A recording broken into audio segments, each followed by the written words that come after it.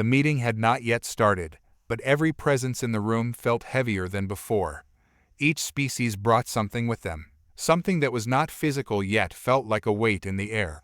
Karnos sat in his usual place, silent, but more aware than he had been in years. This wasn't a discussion about resources, alliances, or trivial planetary disputes. This was something else, something that carried the gravity of a decision none had ever faced before. He studied the assembly, eyes wandering over beings that had lived far longer than most planets had existed. Some had ascended to near-mythic status, surviving calamities that would have erased lesser races from the fabric of time. But here, today, it wasn't about their survival. It was about something far more unsettling, a world unlike anything they had encountered. A planet that seemed to reject the very idea of peace. Earth. The mention of the name stirred something deep within the gathered leaders, an unease no one spoke of, but that everyone felt. Karnos heard about it for the first time cycles ago, when the scouting reports first trickled in. Initial reactions were mixed. Some dismissed the findings as exaggerations. Others questioned how such a world could exist in the first place. But the reports kept coming, each more disturbing than the last. The representative from the Kilak, a species that thrived in volcanic atmospheres, broke the silence. His voice, like gravel grinding together, echoed across the chamber. "We have examined the data.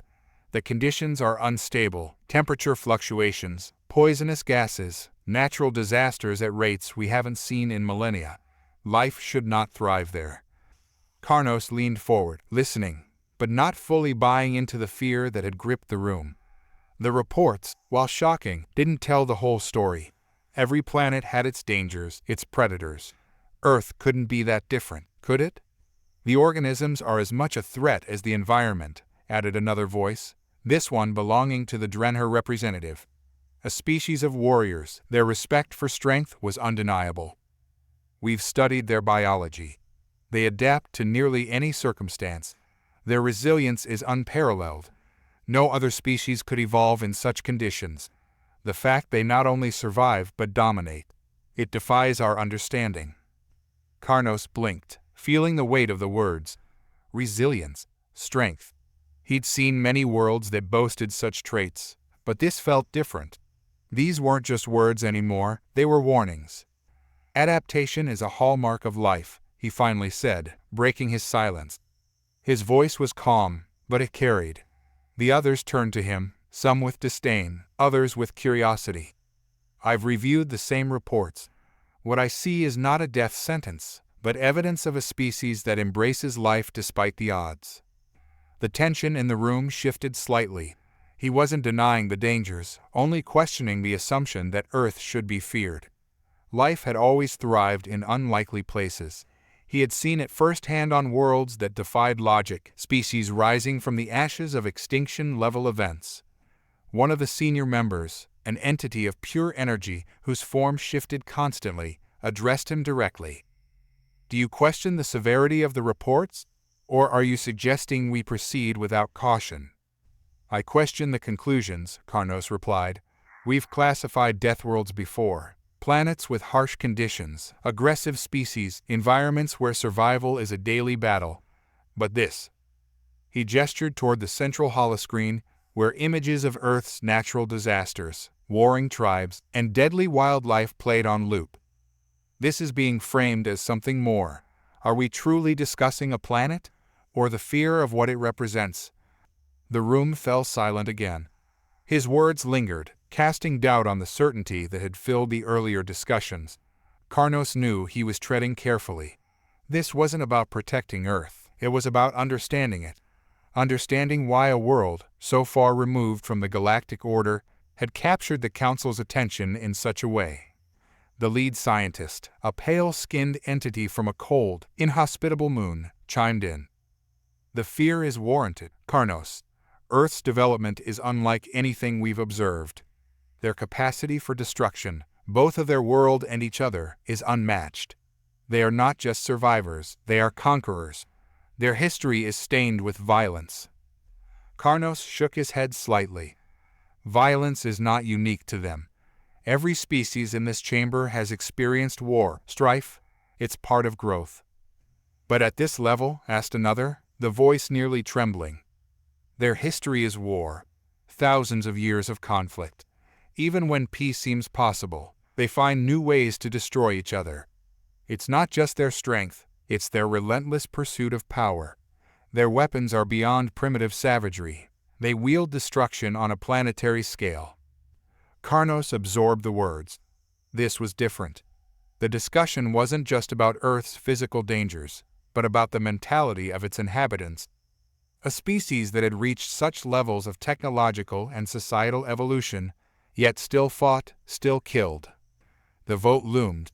It was inevitable, and Karnos could feel the tide turning toward a decision that would resonate throughout the galaxy. Earth wasn't just being observed, it was being judged. Another voice entered the discussion, colder and more deliberate than the rest. They've survived everything their planet has thrown at them, and yet they remain aggressive, dominant. We cannot allow this to go unchecked, if they ever leave that world. No one finished the sentence. No one had to. The implication was clear. Karnos breathed deeply, his thoughts wrestling with the weight of what was about to happen. Was Earth truly a death world? Or had they, in their ancient wisdom, become too cautious, too fearful of something they didn't understand? The humans, they were dangerous, yes, but there was something more at play. Something deeper. I will not ignore the facts, Karnos finally said, his voice steady but not loud. But I also won't condemn a world for being what it is. Life finds a way, in all forms, in all places. They are not an anomaly, they are an extension of the universe itself. The lead council member stood, signaling the vote was about to begin. It would be decided today. Earth's fate would be sealed, and with it, the galaxy's relationship with the most unpredictable species it had ever known. Let the vote commence, the voice rang out. Karnos watched as one by one, the ancient species cast their decision. He knew the result before it was finalized, but it didn't make it any easier. When the final vote was tallied, the decision came down. Earth, Class 13, the worst of the Deathworlds. Karnos' heart sank as the verdict echoed through the chamber. His team, silent and grim, sat in their respective places as the shuttle rattled and strained against the planet's turbulent forces. The ship's shielding hummed with effort, absorbing the shock of the violent storms that thrashed around them. Karnos watched through the viewport as streaks of lightning cracked across the sky, lighting up the dense clouds that concealed the ground below. It was as if the planet itself was protesting their arrival. The reports had been clear, but seeing it firsthand was another matter.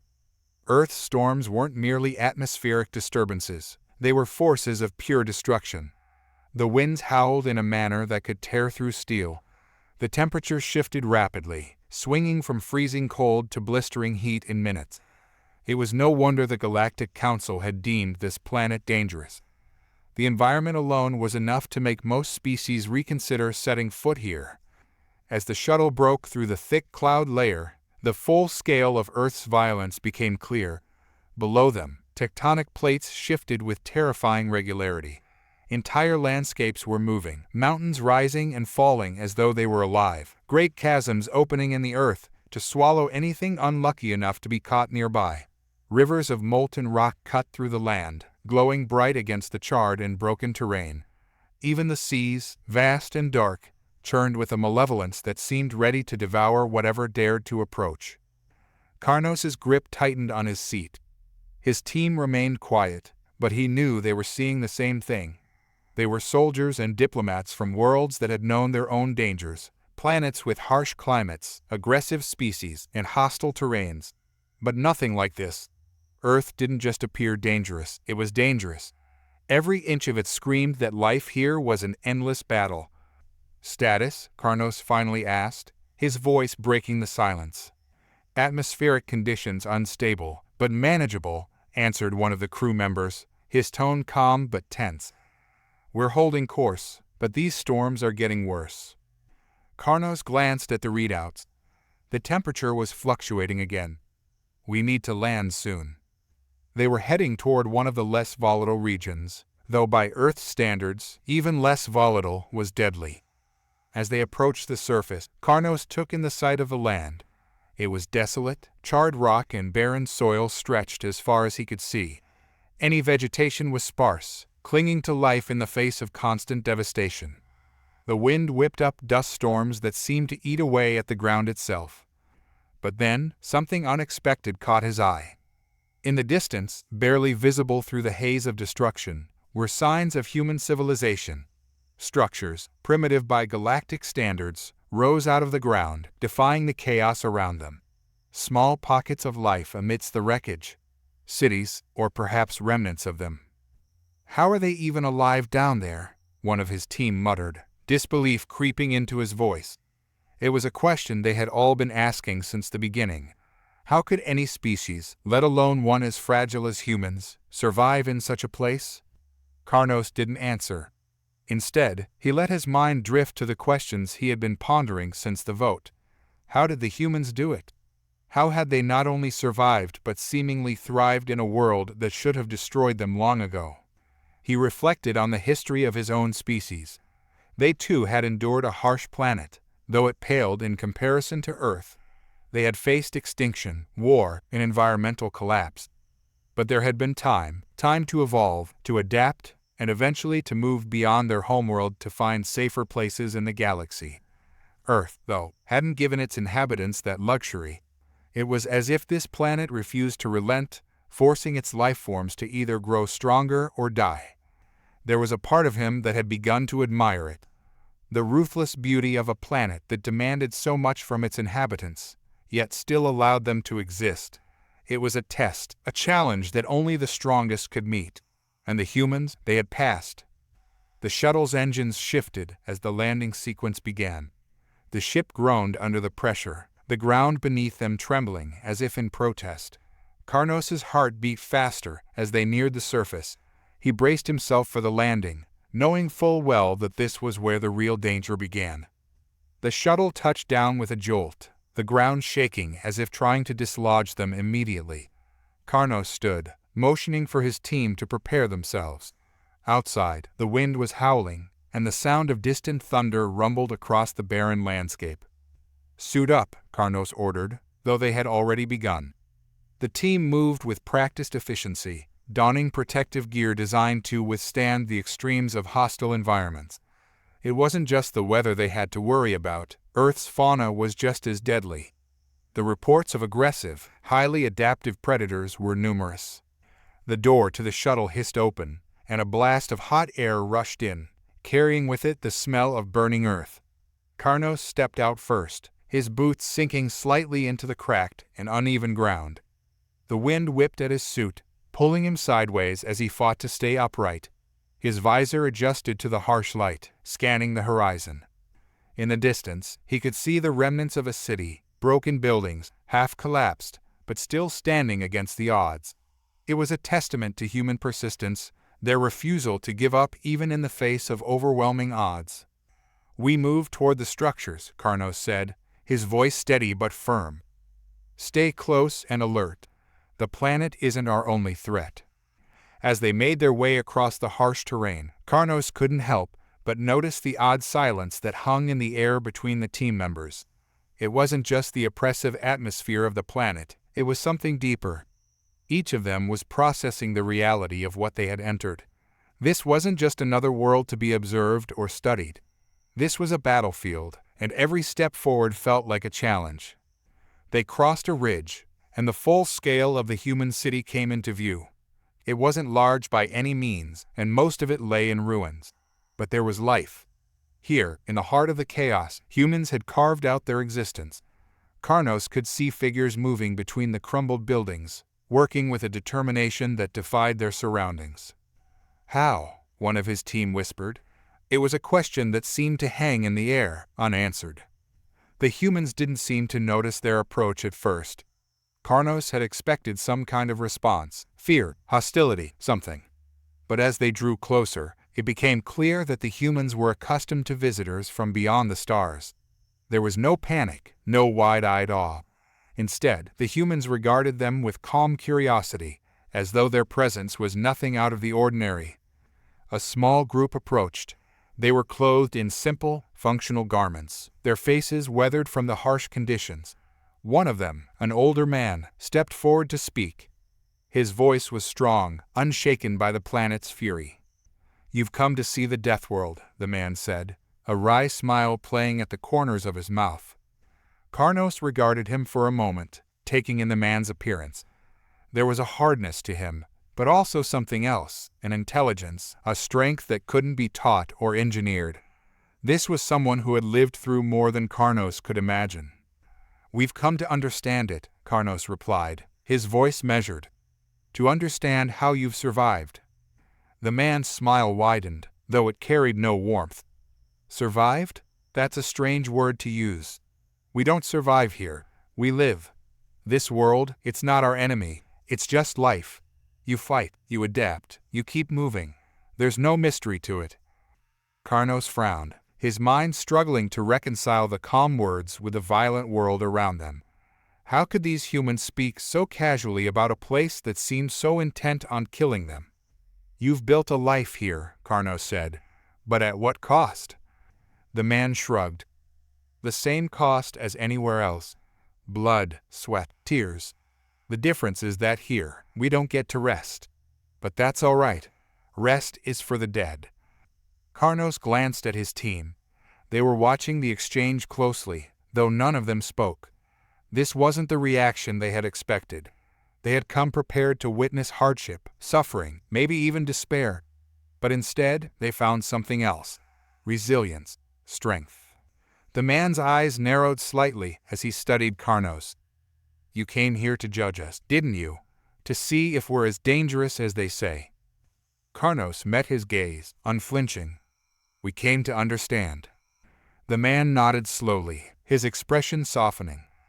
"You'll understand soon enough. But be careful. This place ... it doesn't take kindly to outsiders." As the words settled in, Karnos felt a chill that had nothing to do with the wind. The man wasn't threatening them. He was warning them. Earth wasn't just a dangerous planet. It was something else entirely. Something alive. The ground beneath them rumbled again, a low growl from deep within the earth. The humans barely reacted, but Karnos and his team stiffened. "Welcome to Earth," the man said, his voice barely audible over the rising wind. "I hope you're ready." As the dust settled from the tumultuous descent, Karnos and his team stood at the brink of the unknown.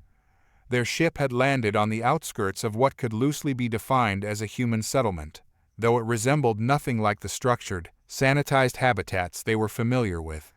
The ground beneath them shifted with an irregular pulse, the result of tectonic instability that had plagued Earth for eons. Yet, in this chaos, there was life. Karnos inhaled deeply, his senses alert to every shift in the air. The atmosphere was thick, tainted with ash and the scent of decay, but also vibrant with a smell of vegetation that clung stubbornly to the hostile terrain. This world, by all reasonable accounts, should have eradicated the life it bore long ago, and yet here stood a species that had not only adapted but thrived. They moved cautiously towards the center of the settlement, their forms shielded by advanced armor designed for much more extreme environments. But even with the protective suits, the team felt the weight of the planet pressing against them, every breath, every step a reminder of how foreign this place was. The settlement itself was a strange amalgamation of primitive and advanced technology. Crude structures fashioned from repurposed metals sat beside towering machines, their functions unclear but seemingly essential to the operation of the city. Humans moved in clusters, some standing on guard, others tending to the needs of daily survival, their expressions hard and focused. Karnos watched them, his mind spinning with disbelief. He had anticipated something savage, a population ravaged by Earth's untamable elements. But what he saw was order in chaos, a functional society that had carved itself from the planet's harshest offerings. He glanced at his second-in-command, a seasoned tactician named Vexar. "This shouldn't be possible," Karnos muttered. "A planet this unforgiving, with conditions that would tear most species apart, yet they're thriving." Vexar's eyes were narrowed as he observed the humans. "It defies all logic. Perhaps there's something we don't understand, something beyond mere adaptation. Karnos remained silent, though his mind wandered back to the countless hours they had spent analyzing Earth from afar. Every report had concluded that it was a death world, a planet that bred nothing but destruction. The life that remained should have been fragile, hanging on by a thread. Instead, these humans walked with purpose and an unspoken strength that disturbed Karnos in a way he hadn't anticipated. As they approached the center of the settlement, they were greeted by a group of humans, their figures covered in weathered cloaks and gear built for survival in Earth's volatile conditions. They wore no helmets, despite the air's toxicity, their skin exposed to the planet's elements with a confidence that bordered on arrogance. The leader stepped forward, a man with sun-scarred skin and eyes that reflected not fear, but curiosity. His gaze lingered on Karnos and his team, appraising them not as invaders, but as equals. It was a look that caught Karnos off guard. "I am Commander Elias," the human leader introduced himself. His voice was calm, measured. There was no trace of hostility or apprehension. "And you are Karnos, I assume? We've been expecting you." Karnos's eyes narrowed slightly. The humans had anticipated their arrival. The realization was unsettling, but he chose to push it aside for now. "We come in peace," he began, his voice steady though his mind reeled with unanswered questions. "We have been studying your planet for some time. What we've found is remarkable. Despite Earth's extreme conditions, you have not only survived, you have evolved." Elias's expression didn't change. "Survival is what we do best. Earth may be hostile, but it has shaped us, forged us into what we are today." He paused, glancing at the planet's horizon where violent storms could be seen swirling in the distance. "To survive here, you must embrace the madness, not run from it." Karnos exchanged a quick look with Vexar, who was clearly struggling to mask his disbelief. Madness? Could that truly be the key to survival in such an environment? Karnos was beginning to realize that these humans were far more complex than their previous observations had suggested. "What do you mean by embracing the madness?" Karnos asked, genuinely curious. This human was speaking in riddles, but there was a deeper meaning buried within his words. Elias smiled faintly, though it was more of a grim acknowledgement than a gesture of warmth. "On Earth, the rules of the universe are bent. The planet itself rebels against us. Tectonic shifts, unbreathable air, deadly fauna. Logic would tell you to leave, to abandon such a place. But we stayed, and we adapted. We learned to face the chaos head-on. The madness isn't in the planet. It's in the fact that we chose to remain and thrive here. We took the very elements that were meant to destroy us and made them part of us." Vexar's voice broke through the silence. "But how? By all calculations, your species should have perished centuries ago." Elias tilted his head slightly, his gaze never wavering. "Because we are not just survivors. We are creators, innovators. Earth has pushed us to the edge, forced us to become something more than what we were. You see only the desolation and the storms, but we see opportunity. We see a planet that has given us the tools to forge our own future, one where we decide the rules." Karnos felt a deep stir within him, a strange mixture of admiration and confusion. The resilience of this species was undeniable, but it was their perspective that challenged him. His own kind had faced their struggles, but they had always sought order, control. These humans, however, seemed to thrive in the chaos, feeding off the planet's volatility rather than being crushed by it. As the conversation progressed, Karnos realized that his initial perception of Earth and its inhabitants had been woefully simplistic. The humans had long moved past mere survival. They had entered a phase of evolution that went beyond physical adaptation. Their minds, their way of thinking, had shifted to align with the very chaos that surrounded them. It was as if they had merged with the planet itself, becoming as volatile and unpredictable as Earth's storms. The team stood in silence for a moment, each member processing the implications of what they had just heard. Karnos's thoughts spiraled as he tried to comprehend the magnitude of what lay before him. These humans were not simply defying the odds, they were rewriting them. "Tell me," Karnos said after a moment, his voice softer but no less intense. "Are you truly aware of the consequences of living in such an environment? You must know that Earth has been classified as a death world for a reason. The rest of the galaxy sees your survival here as a mark of recklessness, not greatness." Elias's eyes darkened slightly, a shadow passing over his face. "We're aware," he said quietly. "The Council of Galactic Species has branded us dangerous, unpredictable. But that does not concern us. We know what we are, and we do not seek the approval of those who cannot understand our ways. We are a death world for a reason, because we have learned to endure where others would fall." Karnos felt a pang of realization. The humans didn't just accept their status as a death world, they embraced it. They wore it as a badge of honor, a testament to their resilience. And for the first time in his life, Karnos felt something he hadn't expected: respect. As they stood on the edge of this desolate world, surrounded by forces that should have torn humanity apart, Karnos understood that there was a strength here that went beyond physical prowess. It was something far deeper, a force that no calculation or prediction could account for. And it was this human factor that unsettled him the most. The conversation ended with no formal conclusion, no grand revelation. It was simply left hanging in the air, like the storms that raged on the horizon.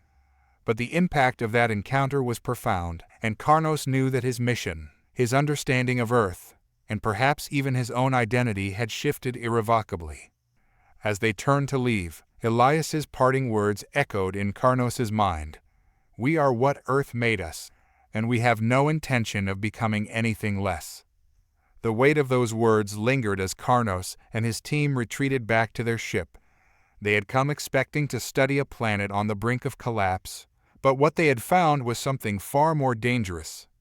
Humans had become the masters of their chaos. And now, Karnos had to decide what that meant for the rest of the galaxy. The silence aboard the vessel was palpable, broken only by the soft hum of the ship's engines. Karnos stood at the console, his eyes fixed on the data being streamed from Earth's archives. It had been several hours since his team made first contact with the humans, and yet, even as the interactions replayed in his mind, nothing could prepare him for the sheer brutality of what he was learning.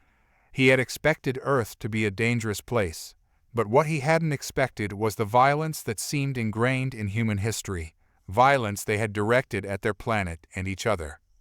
The initial encounter with the human leader had been striking. They were calm, composed, and indifferent to the fact that their homeworld was officially classified as a death world. There was no fear in their eyes, only a quiet understanding of the label, as though it was a fact long accepted. But now, as Karnos delved into Earth's past, he began to grasp just how profound that acceptance truly was. A projection flickered into the air, illuminating the faces of Karnos and his team. The image of an ancient battlefield came into view, vast, broken landscapes scarred by weaponry and explosions. The humans had waged war with such ferocity that entire regions were left uninhabitable.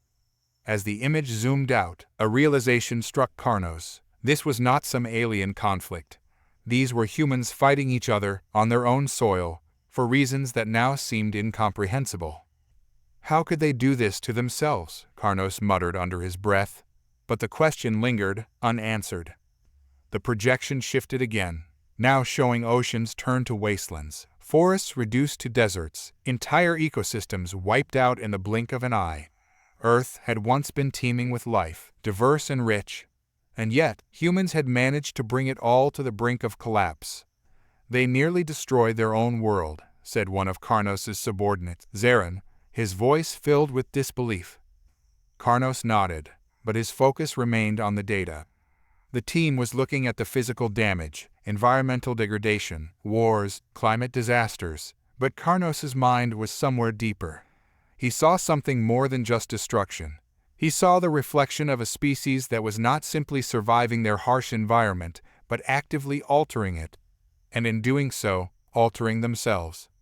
"They've been their own worst enemy," Karnos said, more to himself than to anyone else. "And yet, they still thrive. How is that possible?" "Perhaps it is in their nature to fight," suggested another crew member, Vera, her tone cold and analytical. Maybe that's how they've survived. Through conflict. Conflict doesn't breed strength, Karnos replied sharply, his voice uncharacteristically firm. It breeds destruction. But even as he said the words, Karnos questioned his own statement. Was that truly the case? The more he delved into Earth's history, the more he began to doubt the simplistic notion of conflict equating to weakness. He was seeing something that defied logic, a species that had inflicted unimaginable harm upon itself, but had come out the other side stronger, not weaker. The projection shifted once more, this time showing a global war. Fires raging across continents, mushroom clouds rising in the distance, the aftermath of what had been called nuclear warfare. Billions had perished in a matter of days. Karnos felt a chill run through him, despite the warmth of the ship. He knew of no other species that had developed such destructive power and then wielded it against their own kind. They nearly wiped themselves out, Zarin said again, shaking his head. How can they still exist after this? Karnos remained silent, though the question gnawed at him. How had humanity endured? The evidence before him painted a picture of a species bent on self-destruction, and yet they were still here, still evolving, still thriving in a world that should have consumed them long ago. But then it clicked. Humanity had not just survived their world. They had shaped it, bent it to their will. They had turned the forces of nature, and even the forces of their own violence, into tools for their survival. Karnos's eyes flickered back to the data, scanning through the epochs of human history, watching as each period of destruction was followed by an era of innovation. Each collapse was met with a resurgence, each war with a new age of rebuilding. Maybe, Karnos began, his voice quieter now, maybe this is how they've evolved. Maybe their survival isn't despite their history, but because of it. Vera raised an eyebrow. You think their capacity for violence is the key to their success? Karnos shook his head. Not just violence, adaptation. They're relentless. Each time they were knocked down, they got back up. Every disaster, every war, every collapse, they found a way to keep going, to rebuild. Not just their societies, but themselves. Zarin frowned. That sounds more like madness than strength. Is it madness? Karnos asked, glancing around at his team. Or is it survival at all costs? The room fell silent again as the implications of Karnos's words sank in. The humans had survived by any means necessary, and that meant they had not only faced the brutality of their environment, but had embraced it. They had fought against themselves as much as they had fought against the world around them, and in doing so, they had become something more, something different. They've outlasted more than just their planet, Karnos said softly. They've outlasted their own destruction. A new set of images appeared in the projection, this time scenes of human resilience. Cities rising from the ashes of destruction, technologies emerging in the wake of disaster, advancements in medicine, science, and exploration. The humans had fought their way through extinction-level events, global warming, pandemics, and wars, but each time they had adapted, and with each adaptation they had grown more capable of surviving. They don't see their history as a burden, Karnos realized aloud. They see it as part of who they are. Zarin's voice held a hint of skepticism. But at what cost? Surely, they've lost much of what made them. Maybe, Karnos conceded, but what they've gained is something we can't ignore. They've become masters of survival. Vera stepped forward, studying the projection closely. It makes you wonder if their violence was ever a choice. Karnos turned to her, intrigued. What do you mean? What if their violence wasn't just instinctual, but a calculated decision, Vera suggested. What if they understood that in order to survive, they had to fight, not just their enemies but themselves? The question lingered in the air, thick with its implications. Karnos had never considered that before. Could the humans' capacity for self-destruction have been a deliberate part of their evolution, a necessity rather than a flaw? Maybe that's why they don't fear being a Deathworld, Karnos mused, because they've already lived through worse. His words hung in the air, a sobering thought that shifted the way the entire team viewed the species before them. Humanity's dark past was not a shameful history they tried to forget. It was their legacy, the foundation upon which they had built their future. The final images in the projection showed Earth as it was now, scarred, battered, and worn, but still alive, and its people, hard, resilient, unyielding, were a reflection of that planet. The Earth had not shaped humanity. Humanity had shaped the Earth. "They're not like us," Karnos finally admitted, breaking the silence. "We adapt to survive in harmony with our environment. They adapt by reshaping theirs. They don't see survival as an equilibrium. For them, it's a conquest, a war." The others nodded slowly, the weight of the truth settling in. It was a chilling revelation, one that left Karnos with a deep, unsettling respect for the species he had once regarded as primitive. They had fought their own world, fought themselves, and emerged victorious. And now, as Karnos stared at the final image of Earth, a world forever changed by human hands, he understood something terrifying. Humans weren't shaped by their world. They were the ones who did the shaping. In that moment, Karnos realized just how dangerous this species truly was. Not because of their violence or their history, but because of their will, a will that could not be broken, no matter the odds, no matter the cost. And that made them more formidable than any Deathworld classification ever could. Karnos sat in the quiet of his quarters, a place designed to provide solace from the overwhelming nature of their mission. Yet solace was elusive. The more they uncovered about Earth, the less he felt at peace. Everything he had assumed about humanity, every preconceived notion, had been upended by the sheer brutality of their history. But now, something far more unsettling loomed before him. Humans were no longer simply survivors. They had become something more, something infinitely more dangerous. As Karnos pulled up the latest report, a sense of dread gnawed at him. The data was clear, and it was unlike anything they had expected. Humans had not just adapted to Earth's dangerous environment, they had begun to transcend it, altering their own genetics to face a universe that seemed indifferent to their existence. Genetic manipulation? Zaren's voice was low, skeptical, as he leaned over Karnos' shoulder. How is that even possible without destabilizing their species? Karnos didn't respond immediately. His eyes traced the lines of data on the screen, but his mind was elsewhere, questioning not just the science, but the morality of what humanity had done. Altering their own genetics, it wasn't an act of desperation, but of choice. It was a decision to redefine the limits of their biology, to take control of their own evolution. For them, survival was no longer about adaptation to their surroundings. It was about mastering them. He finally turned to Zaren. "This isn't just about survival anymore. They've taken control of their own destiny, rewriting what it means to be human." Zaren crossed his arms, his expression unreadable. "But to what end? If they're enhancing themselves, what are they preparing for?" That question lingered in Karnos' mind as the investigation continued. It wasn't just a matter of survival. Humans, with their history of conflict, had a need to push boundaries to see how far they could go. And now, the boundaries of their own biology were the next frontier. The Council had feared Earth's environment, classifying it as a deathworld. But Karnos was beginning to realize that the true threat wasn't the world, it was its inhabitants. He could sense it in the air, feel the weight of something immense, something unspoken. This was no longer just about Earth's natural dangers. The humans themselves had become the deadlier force. His thoughts wandered back to the humans they had encountered. There had been something in their demeanor, a quiet confidence, an almost unsettling calmness in the face of danger. Now, Karnos understood it. They weren't just relying on their wits or strength. They had reshaped their own nature to ensure their dominance. As Karnos sat in the briefing room with the rest of his team, a new projection lit up the space.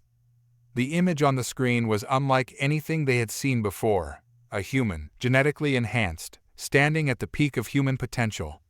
The physical strength was evident, muscles more defined, posture more assured.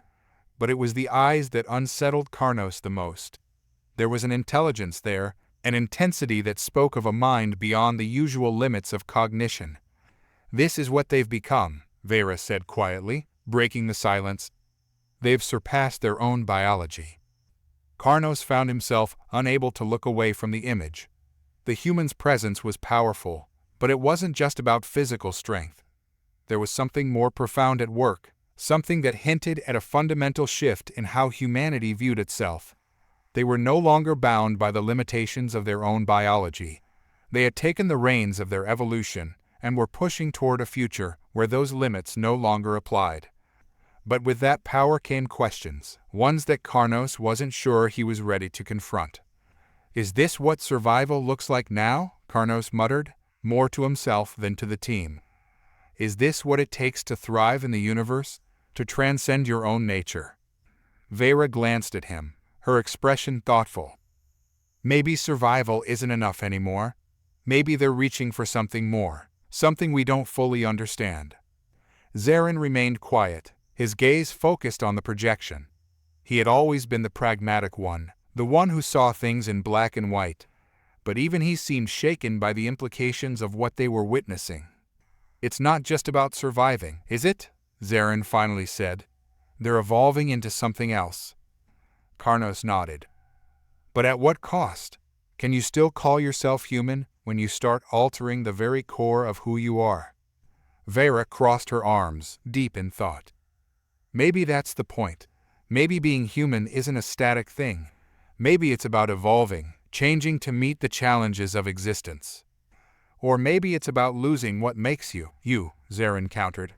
"How much can you alter before you're no longer the species you once were?" Karnos leaned back in his chair, his mind racing with the possibilities. The philosophical questions were as heavy as the scientific ones. Was it right to alter oneself in such a fundamental way? And what did it say about humanity that they had not only embraced this change, but actively sought it out? Perhaps, Karnos mused, this is their ultimate response to the universe. To evolve beyond the limits set by nature. To take control of their own fate, rather than letting it be dictated by forces beyond their control. Vera tilted her head. "It's not just about survival, it's about self-determination. They're not waiting for the universe to decide their fate, they're deciding it for themselves." The idea was intoxicating in its simplicity, but also terrifying in its implications. Karnos couldn't shake the feeling that humanity was walking a dangerous line. The further they pushed their genetic enhancements, the further they moved away from their original form. But maybe that was the point. Maybe humanity's greatest strength was not in clinging to the past, but in forging their own future. As the briefing continued, more data scrolled across the screen. The enhanced humans weren't just stronger physically. Their mental capabilities had been expanded, too.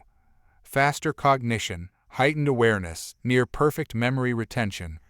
These were not just warriors, they were thinkers, philosophers, and strategists, all rolled into one. Karnos felt a chill as he thought about the implications. A species that could think faster, act quicker, and adapt more efficiently than any other.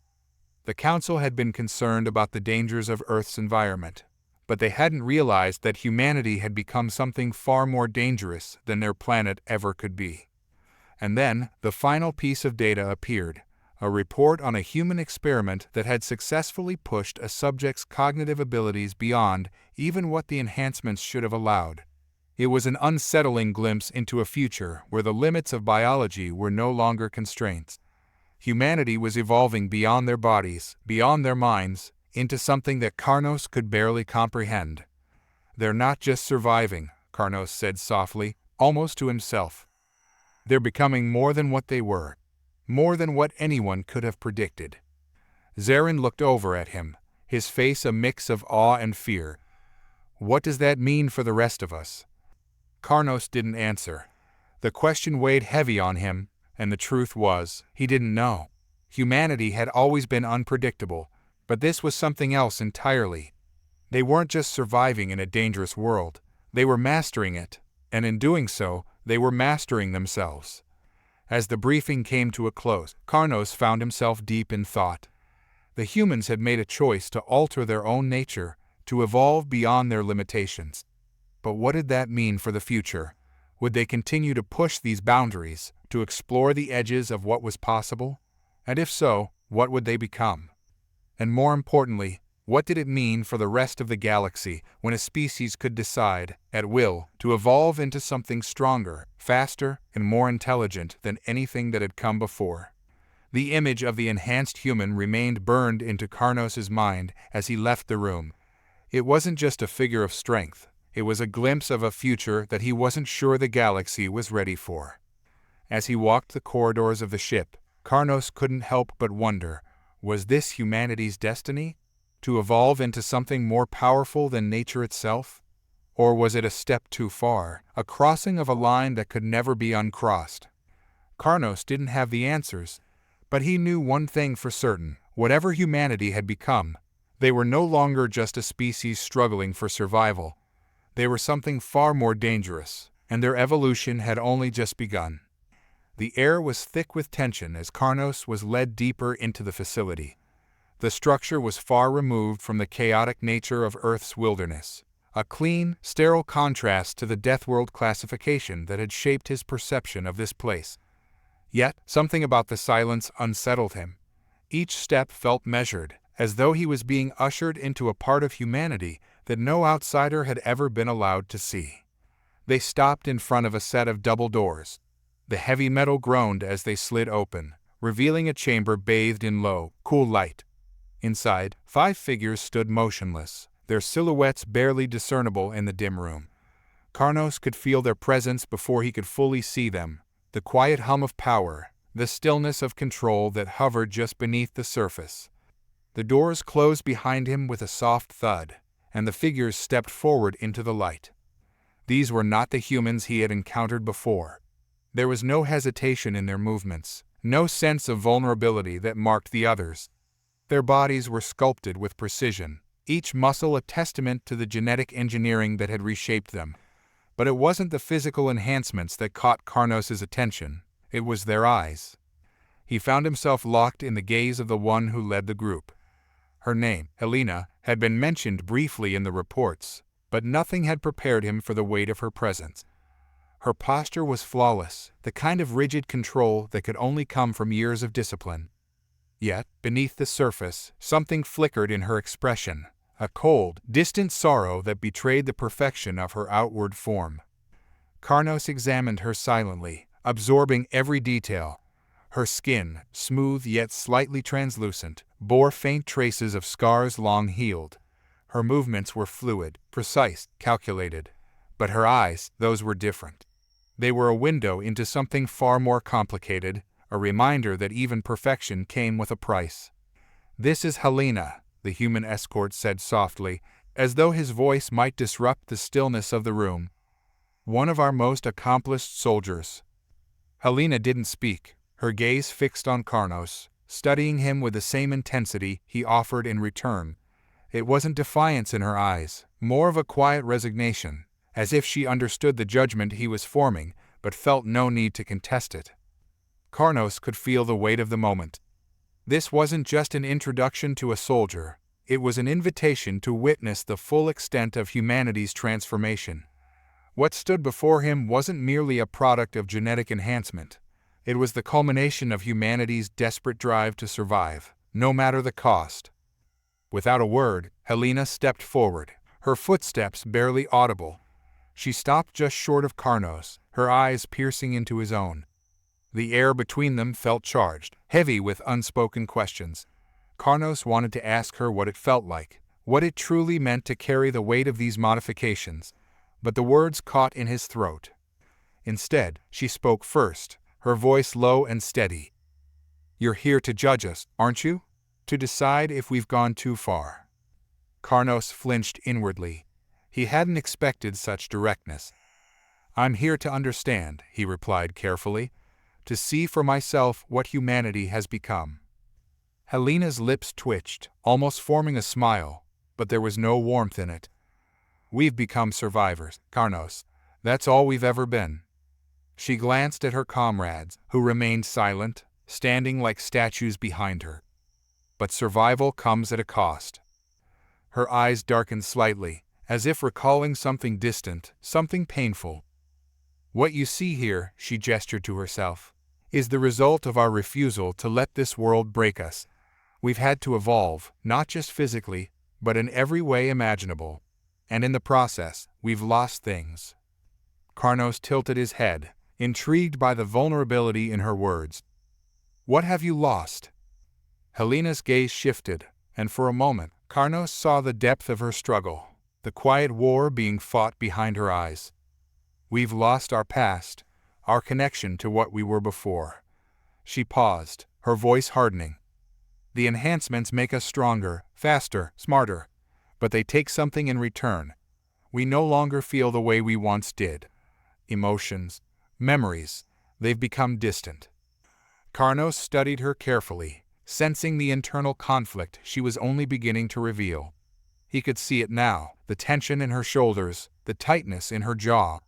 She was holding something back, a weight that pressed down on her every moment, even as she stood before him, a paragon of strength. Is this what you wanted? Karnos asked, his voice soft but probing. To become something more, or is this what you've been forced to become? Helena's eyes flickered with something Karnos couldn't quite place. We were never given a choice. Earth shaped us, but the Galactic Council, they forced our hand. Every decision we've made has been a reaction to the constraints you imposed on us. Her words hung in the air, and Karnos felt the sting of truth in them. He had always believed that humanity's evolution was a natural consequence of their brutal environment, but now he wasn't so sure. This wasn't just about survival, it was about adaptation to an existence that left no room for weakness. Are you proud of what you've become? Karnos pressed, his voice steady. Helena hesitated, her eyes dropping for the first time. When she looked up again, her gaze was harder, colder. Pride has nothing to do with it. We do what we must. Always. Karnos felt a pang of unease. There was something terrifying in her certainty, the way she accepted her fate without question. He had seen warriors before, countless species bred for combat, soldiers who thrived in the chaos of battle. But this was different. There was no glory here, no sense of purpose beyond survival. What stood before him were beings who had sacrificed everything, including their humanity, to continue existing in a universe that had given them no other choice. Helena shifted slightly, breaking Karnos from his thoughts. You're wondering if we've lost something essential, she said quietly, as if reading his mind. If by enhancing ourselves, we've lost our humanity. Karnos didn't answer, but the question echoed in his mind. Had they crossed a line? Was there a point where survival no longer justified the cost? The data, the reports, they were all abstract until now, until he stood in front of Helena and saw the truth for himself. You believe you're evolving, Karnos said, his voice almost a whisper. But evolution is not just about strength or intelligence. It's about something deeper, something intangible. Helena's gaze hardened. And what would you know of evolution, Karnos? Your kind has never been forced to face what we have. You've never had to claw your way out of extinction, never had to remake yourself just to survive the day. Karnos met her gaze. No, we haven't. But that doesn't mean I can't understand what you've lost in the process. Helena fell silent, her expression unreadable. For a long moment, they stood there, the weight of their conversation hanging between them. And then, as if sensing the moment had passed, Helena turned, her gaze shifting to the other soldiers in the room. We are what we must be, she said quietly, almost to herself. Nothing more, nothing less. Karnos's eyes followed her movements, his mind racing with questions he knew he wouldn't be able to answer. The implications of humanity's transformation stretched far beyond the room, far beyond even Earth itself. If they had truly transcended their biological limitations, if they were becoming something more, what did that mean for the rest of the galaxy? Karnos stepped into the library with a sense of anticipation. The surroundings were a stark contrast to the clinical precision of the military facility he had just left. Here, the walls were lined with ancient text and holographic displays, blending the tactile feel of old parchment with the sleek efficiency of modern technology. The air was thick with the scent of ink and aged paper, mingling with the faint, sweet aroma of blooming flora that decorated the space. He had been guided here by a member of the human delegation who had been particularly insistent that this meeting was essential for understanding the full scope of humanity. As the doors slid open, Karnos was greeted by a group of figures seated in a semicircle, each absorbed in their contemplations. Their attire was simple yet elegant, reflecting a dedication to thought over appearance. Among them was an elderly man with a serene expression, his eyes hidden behind half-moon spectacles. He was the first to speak, his voice calm and measured. "Welcome, Karnos. We are pleased to have the opportunity to engage with you." Karnos inclined his head in respect. "Thank you. I'm here to understand the full spectrum of humanity's existence, beyond the physical and the practical." The philosopher's gaze was piercing, as if he could see through Karnos's formalities into the core of his being. "Indeed, many come here seeking answers about our survival, our strength, or our adaptations, but we dwell on different questions." He gestured for Karnos to join them. "We are the custodians of thought and inquiry. Our purpose is not to survive, but to understand." As Karnos took a seat, the conversation immediately delved into profound territory. The discussions were not mere intellectual exercises, but earnest explorations into the nature of existence. They spoke of ancient philosophies and contemporary reflections, intertwining ideas from various epochs and cultures. One philosopher, a middle-aged woman with a thoughtful demeanor, spoke about the nature of consciousness. "We have always sought meaning in our existence, Karnos. But what if meaning is not something we find, but something we create? Our struggle has been not just against the harshness of earth, but against the void of meaninglessness." Her words struck Karnos with a force he hadn't anticipated. He had come to view humanity's struggle through a lens of survival and adaptation. But here was a different perspective, one that suggested their greatest battle was against the very essence of existence itself. Another member of the group, a younger man with an intense focus, introduced a different angle. "Consider this. Our environment has shaped us into a species capable of extraordinary things. But in the process, we have also come to recognize our own limitations. The universe, in its vastness, reflects our own inner landscapes, chaotic, boundless, and indifferent." As the discussion deepened, Karnos found himself drawn into a web of existential questions. The philosophers debated concepts of time and space, discussing theories that spanned from the philosophical to the metaphysical. They pondered the role of humanity in the grand tapestry of the cosmos, questioning whether they were merely players on a stage or whether they had the power to influence the play itself. A particularly striking conversation revolved around the idea of cosmic isolation. An older philosopher, with a gaze that seemed to pierce through time, posed a question that resonated deeply with Karnos. What if our greatest challenge is not the physical dangers of our world, but the isolation of our consciousness? In seeking to understand the universe, we confront the possibility that we are fundamentally alone, even among the stars. Karnos listened intently, absorbing the weight of their insights. He had been trained to view life from a practical and often detached perspective, focusing on observable phenomena and empirical data. But here, in this room filled with the echoes of humanity's intellectual legacy, he was confronted with ideas that challenged his very understanding of existence. The discussion turned towards the concept of enlightenment. The elderly philosopher shared a perspective that humanity had long harbored a suspicion of other life forms. "Our advancements," he said slowly, "are not just about survival, but about seeking out connections, perhaps even with other sentient beings. Our history is filled with encounters, myths, and legends of beings beyond our world. But it is our own growing awareness and intellect that truly make us aware of the vastness of the cosmos."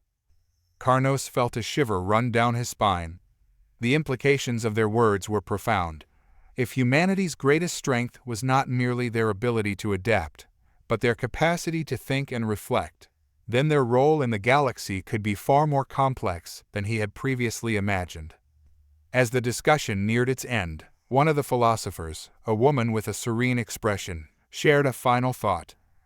"We have come to understand that our greatest danger may not lie in our environment or in other species, but in our own potential for self-destruction.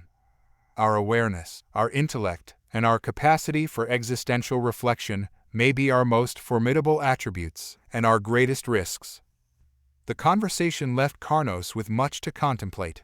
He had come seeking answers about humanity's physical and practical adaptations, but what he had discovered was a profound exploration of the human spirit and its quest for meaning. The philosophical depth of their discussions had opened new avenues of thought for him, challenging his preconceived notions and expanding his understanding of what it meant to be alive. Karnos entered the archive room with a sense of gravity, the weight of his recent revelations still heavy on his mind. The dimly lit chamber was filled with towering data consoles and vast repositories of information, a testament to the Galactic Council's long history of documenting and analyzing the universe's myriad phenomena. This was where the Council's most closely guarded secrets were kept, and Karnos had been granted access to records that could reshape his understanding of Deathworlds. He approached a central console, its surface etched with intricate symbols that glowed faintly in the low light. A series of commands unlocked a hidden database, revealing documents and recordings from the Council's earliest days. The data streamed across the screen, detailing not only the physical characteristics of Deathworlds, but also the philosophical and political implications that had been attached to them. The first document that caught his eye was a historical overview of Deathworlds. The text was dense with ancient terminology and complex ideas, but one phrase stood out: crucibles of potential. Karnos skimmed through the dense passages, each describing worlds that had been deemed too dangerous for direct observation. The Council had classified these worlds as areas where life evolved under extreme conditions, fostering species with unparalleled resilience and adaptability. The document painted a picture of Deathworlds as places where the very fabric of existence was tested. Life on these worlds had to contend with relentless environmental threats, from seismic upheavals to intense radiation. But as Karnos read further, it became clear that the danger was not the only defining feature. Deathworlds were described as proving grounds where life forms developed exceptional abilities, often surpassing the known limits of biology and intellect. Karnos's thoughts were interrupted by an audio recording embedded in the archives. The voice of an ancient council member echoed through the chamber, discussing the true nature of Deathworlds. "It is not merely the peril that defines these worlds," the voice intoned. "It is the potential they harbor. The beings that evolve on such worlds are not just survivors. They are the harbingers of change. They can alter the balance of power in the galaxy." The implications of these words began to resonate with Karnos. The fear that the Council had exhibited towards Deathworlds was not solely due to their hazardous conditions. Instead, it was rooted in the potential these worlds held. The records indicated that the Council had long recognized the possibility that life forms emerging from such environments could shift the power dynamics of the galaxy. This potential was seen as a threat to the established order. Karnos delved deeper into the records, discovering a series of confidential reports on Earth. The documents revealed that Earth had been under surveillance for centuries, not just due to its extreme environment, but because of the unique trajectory of its evolutionary path. The Council had observed humans evolving in ways that defied their understanding, developing not only physical adaptations, but also a capacity for intellectual and moral growth that was unprecedented among Deathworld species. The records detailed numerous encounters between Earth and other civilizations, chronicling both conflict and cooperation. One particularly striking report described a failed attempt by an advanced species to invade Earth.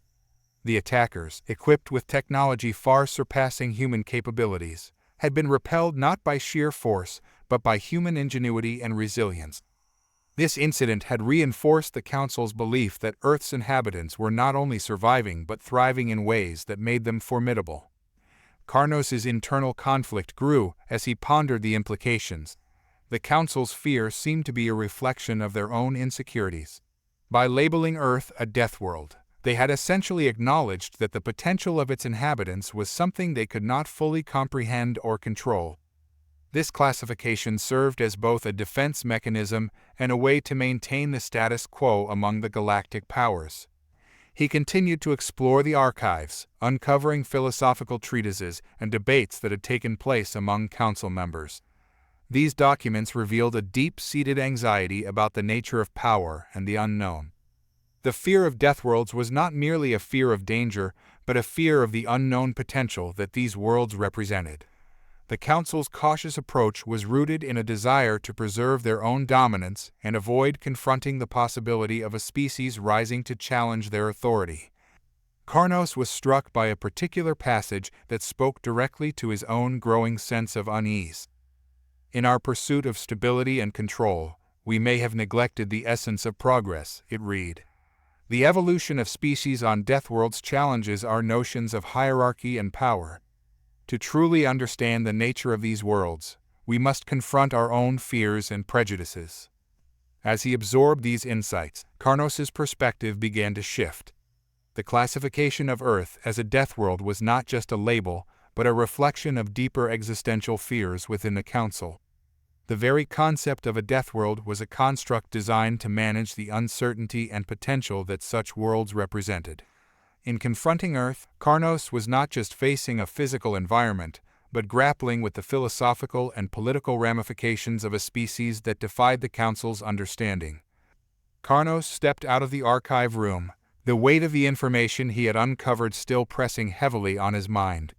The revelations about Deathworlds and their true nature had shifted his perspective, but the real implications of these findings were far from clear. He knew that the next step in his investigation would take him into the heart of the Galactic Council's inner workings. It was there, among the Council's elite, that the true nature of their intentions would be revealed. As he walked through the corridors of the Council's central tower, the pristine architecture and gleaming surfaces seemed to mock the turmoil brewing inside him. The Council had always been a symbol of order and stability, but beneath the facade lay a complex web of political maneuvering and hidden agendas. Karnos was about to uncover just how deep these shadows stretched. He reached a heavily secured chamber, a place where only the highest-ranking members of the Council had access. The door slid open with a hiss, revealing a room filled with opulent decor and a round table at its center. The Council's primary members, each a figure of immense authority, were gathered in a hushed discussion. Their voices, though low, carried a sense of urgency and veiled hostility. Karnos positioned himself discreetly behind a concealed panel, equipped with listening technology that allowed him to hear every word without being detected. The discussion centered around Earth, a subject that seemed to stir a palpable sense of unease among the councilors. "I trust you all understand the gravity of the situation," one of the councilors, a tall, imposing figure with sharp features, began. "Earth's potential poses a threat not only to our current equilibrium, but to the very fabric of our governance. We cannot afford to let their progress go unchecked." Another councilor, her expression stern and unwavering, nodded in agreement. Their ability to evolve so rapidly, to challenge their environment and reshape their biology, could lead to an unprecedented shift in power. We need a strategy to ensure that Earth remains contained and its influence minimized. The words were spoken with a calculated coldness, revealing a depth of concern that extended beyond mere survival. The councilors were not simply worried about Earth's immediate danger, but about the long-term implications of a species capable of challenging their established order. The underlying message was clear: Earth represented a threat to their dominance, and they were determined to neutralize it. As the conversation progressed, Karnos overheard a plan that involved covert operations to undermine Earth's technological advancements and diplomatic efforts. The councilors discussed deploying agents to sabotage key projects and spreading disinformation to weaken humanity's position. The measures were designed to keep Earth from reaching its full potential and, ultimately, to prevent it from becoming a rival power. The details of the plot were chilling in their ruthlessness. The councilors spoke of creating artificial crises and manipulating diplomatic relations to isolate Earth. They were prepared to employ every tool at their disposal to ensure that humanity would remain in a position of relative weakness. This was not merely a precautionary measure, but a deliberate attempt to stifle a species that had the potential to disrupt the balance of power in the galaxy. Karnos' thoughts raced as he absorbed the implications. The Council's hidden agenda was more than just a defensive maneuver.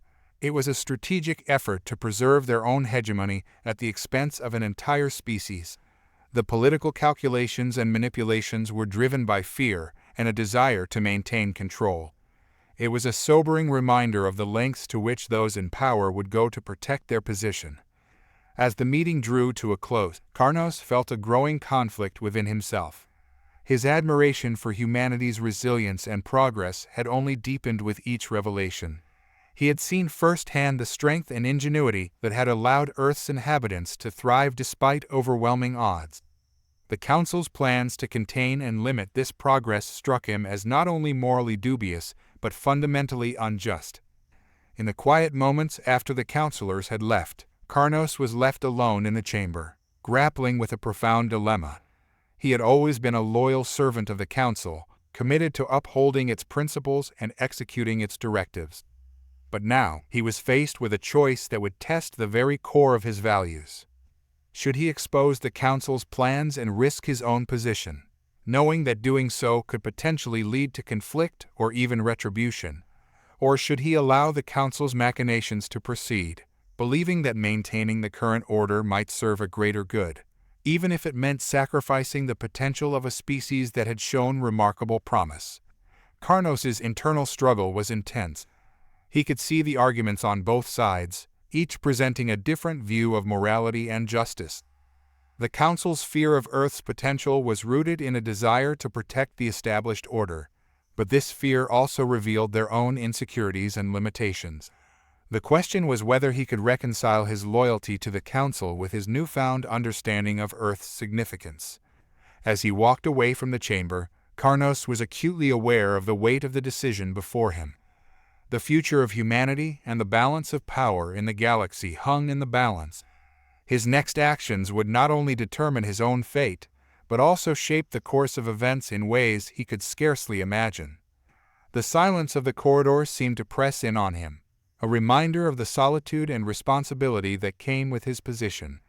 Karnos knew that whatever choice he made, it would have far-reaching consequences.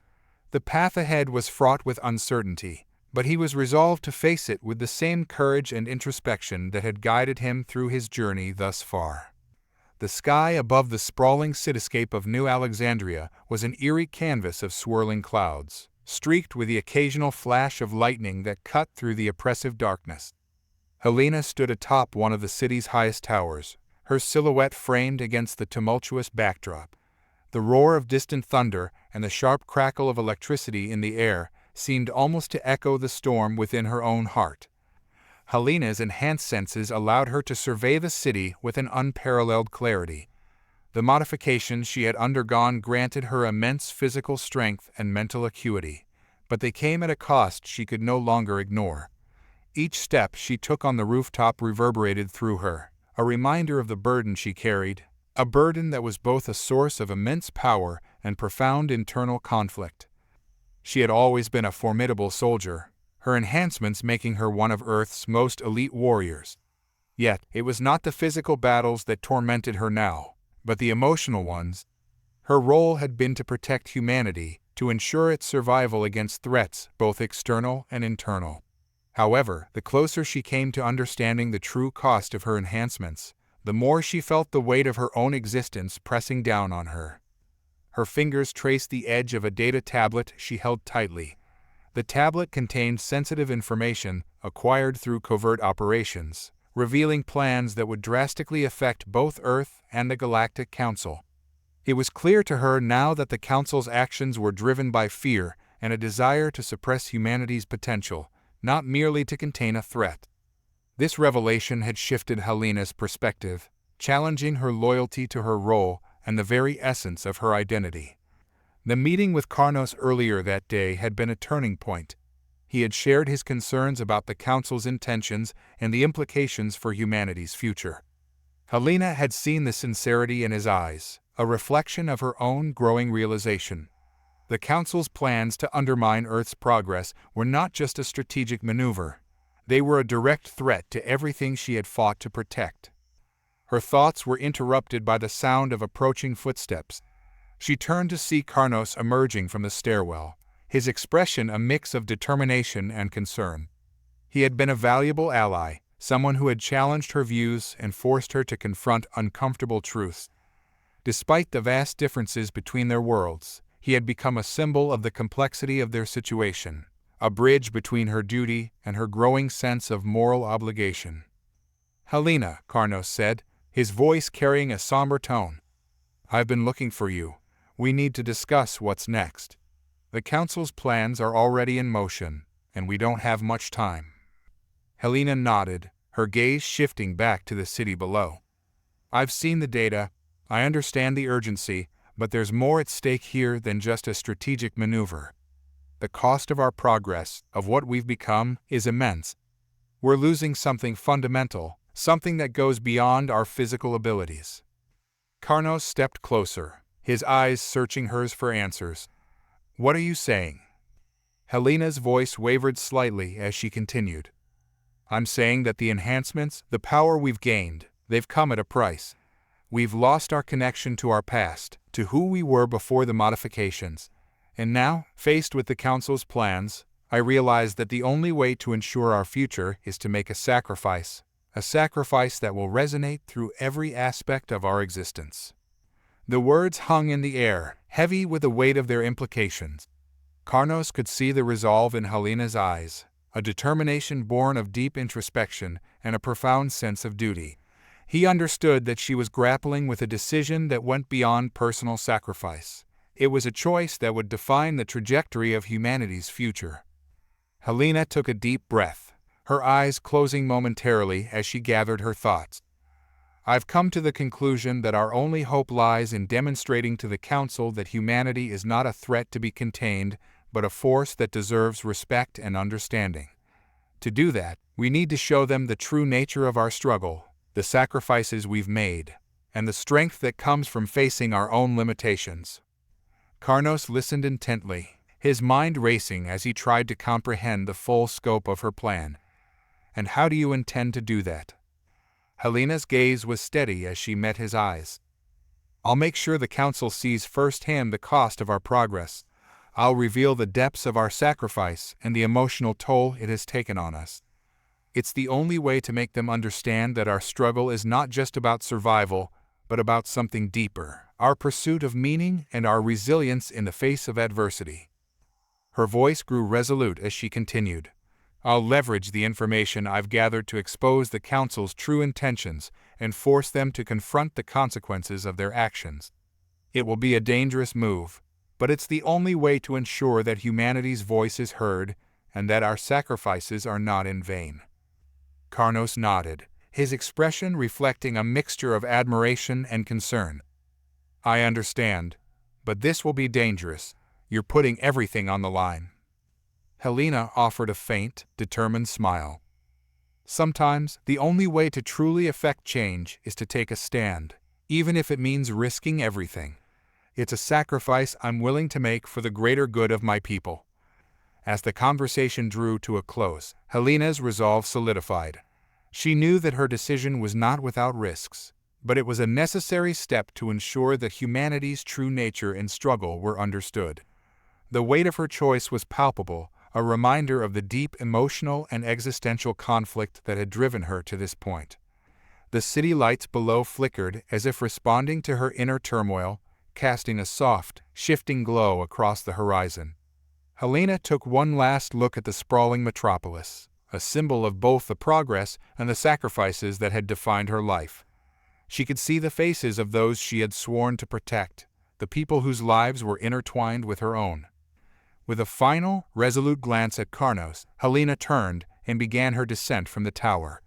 Each step felt heavier than the last, a reflection of the gravity of the decision she had made. She was about to embark on a path that would not only test her own limits, but also challenge the very foundations of the Galactic Council's authority. As she moved through the city, her thoughts were a whirlwind of emotions, determination, fear, hope, and a profound sense of purpose. Helena knew that her sacrifice would be a turning point, a moment that would define the course of events to come. Her actions would not only shape the future of Earth, but also alter the balance of power within the galaxy. In the silence of the night, Helena's footsteps echoed with a sense of finality. The weight of her decision hung heavily in the air, a testament to the cost of progress and the enduring strength of the human spirit. Her sacrifice, both physical and emotional, would leave an indelible mark on the world and serve as a reminder of the profound struggle that had shaped humanity's journey. As dawn began to break over the horizon, casting a pale light over the city, Helena prepared to face the challenges ahead. The path she had chosen was fraught with danger, but it was a path driven by a deep commitment to her people and a belief in the power of sacrifice to effect change. Her journey was far from over, but with each step she took, Helena carried with her the weight of her decisions and the hope that her actions would pave the way for a future where humanity's true potential could be recognized and respected. The night sky over New Alexandria was an expanse of muted colors, with the faintest glimmers of starlight piercing through the clouds. The city, once a beacon of civilization and technology, now pulsed with an undercurrent of anticipation and readiness. The remnants of Helena's sacrifice were etched into the very fabric of the city's atmosphere, a poignant reminder of the cost of their progress. The atmosphere was electric with the hum of machinery and the rhythm of purposeful footsteps. Humanity's elite forces were mobilizing, their movements precise and determined. The streets, usually bustling with civilian life, now thrummed with the presence of soldiers preparing for a confrontation that had long been anticipated but never truly embraced. In the heart of a command center, lit by the cold light of holo screens and the soft glow of tactical maps, Karnos stood alongside several high-ranking human officers. The walls were adorned with data projections and schematics, showing detailed plans of their upcoming engagements. Despite the hustle and urgency, there was a palpable sense of gravity in the room. Each person present was acutely aware of the historical significance of their actions. Karnos glanced around at the faces surrounding him. They were not merely soldiers, they were individuals who had been shaped by relentless adversity and internal conflict. Their eyes, though steely with determination, bore traces of the emotional toll of their journey. The loss of Helena had cast a shadow over their preparations, but it had also unified them with a sense of purpose and resolve. General Area, a figure whose presence commanded both respect and authority, addressed the gathered officers. Her voice, though steady, carried the weight of their collective burden. "We are on the brink of something unprecedented. The Galactic Council has underestimated us, but we have reached a point where our response must be decisive. Helena's sacrifice was not in vain. It has fortified our resolve." As Arya spoke, her gaze shifted to Karnos. "You have witnessed our journey, Karnos. Now, you must see the culmination of our strength. We will confront the Council not just with our military might but with our conviction. The time has come for humanity to stand as equals, if not as superiors." Karnos nodded, the gravity of their situation sinking in. He had come to understand the depth of human resilience and the philosophical complexities of their struggle. The more he learned, the more he grappled with the nature of conflict and peace. Was humanity's rise a result of their unrelenting will to survive, or was it a deeper expression of their quest for meaning in a universe that had long seemed indifferent? As the preparations continued, Karnos found himself wandering through the corridors of the command center, his mind occupied with thoughts of Helena and the broader implications of the looming conflict. The intensity of the situation had given way to moments of quiet reflection, where he pondered the nature of war and whether true peace could ever be achieved. He encountered Lieutenant Mara, a young officer whose face reflected the anxiety and determination of those about to face a critical turning point. Mara was engrossed in her tasks. Karnos stopped beside her, recognizing the weight of the moment reflected in her demeanor. "Lieutenant Mara," he began, his voice gentle, "how are you coping with all of this?" Mara looked up, her eyes revealing a mix of exhaustion and resolve. "It's been overwhelming. Every decision, every strategy, we're carrying the weight of everything that's happened. Helena's sacrifice, the Council's manipulation. It all feels like a mountain we have to climb." Karnos nodded thoughtfully. "Do you think we're fighting for something greater than just survival? Is there a deeper meaning to what we're doing?" Mara's gaze softened as she considered the question. "I think we're fighting for recognition, for our place in the universe. We've endured so much, and now we want the Council to see that we're more than just a dangerous species. We're a force capable of shaping our own destiny."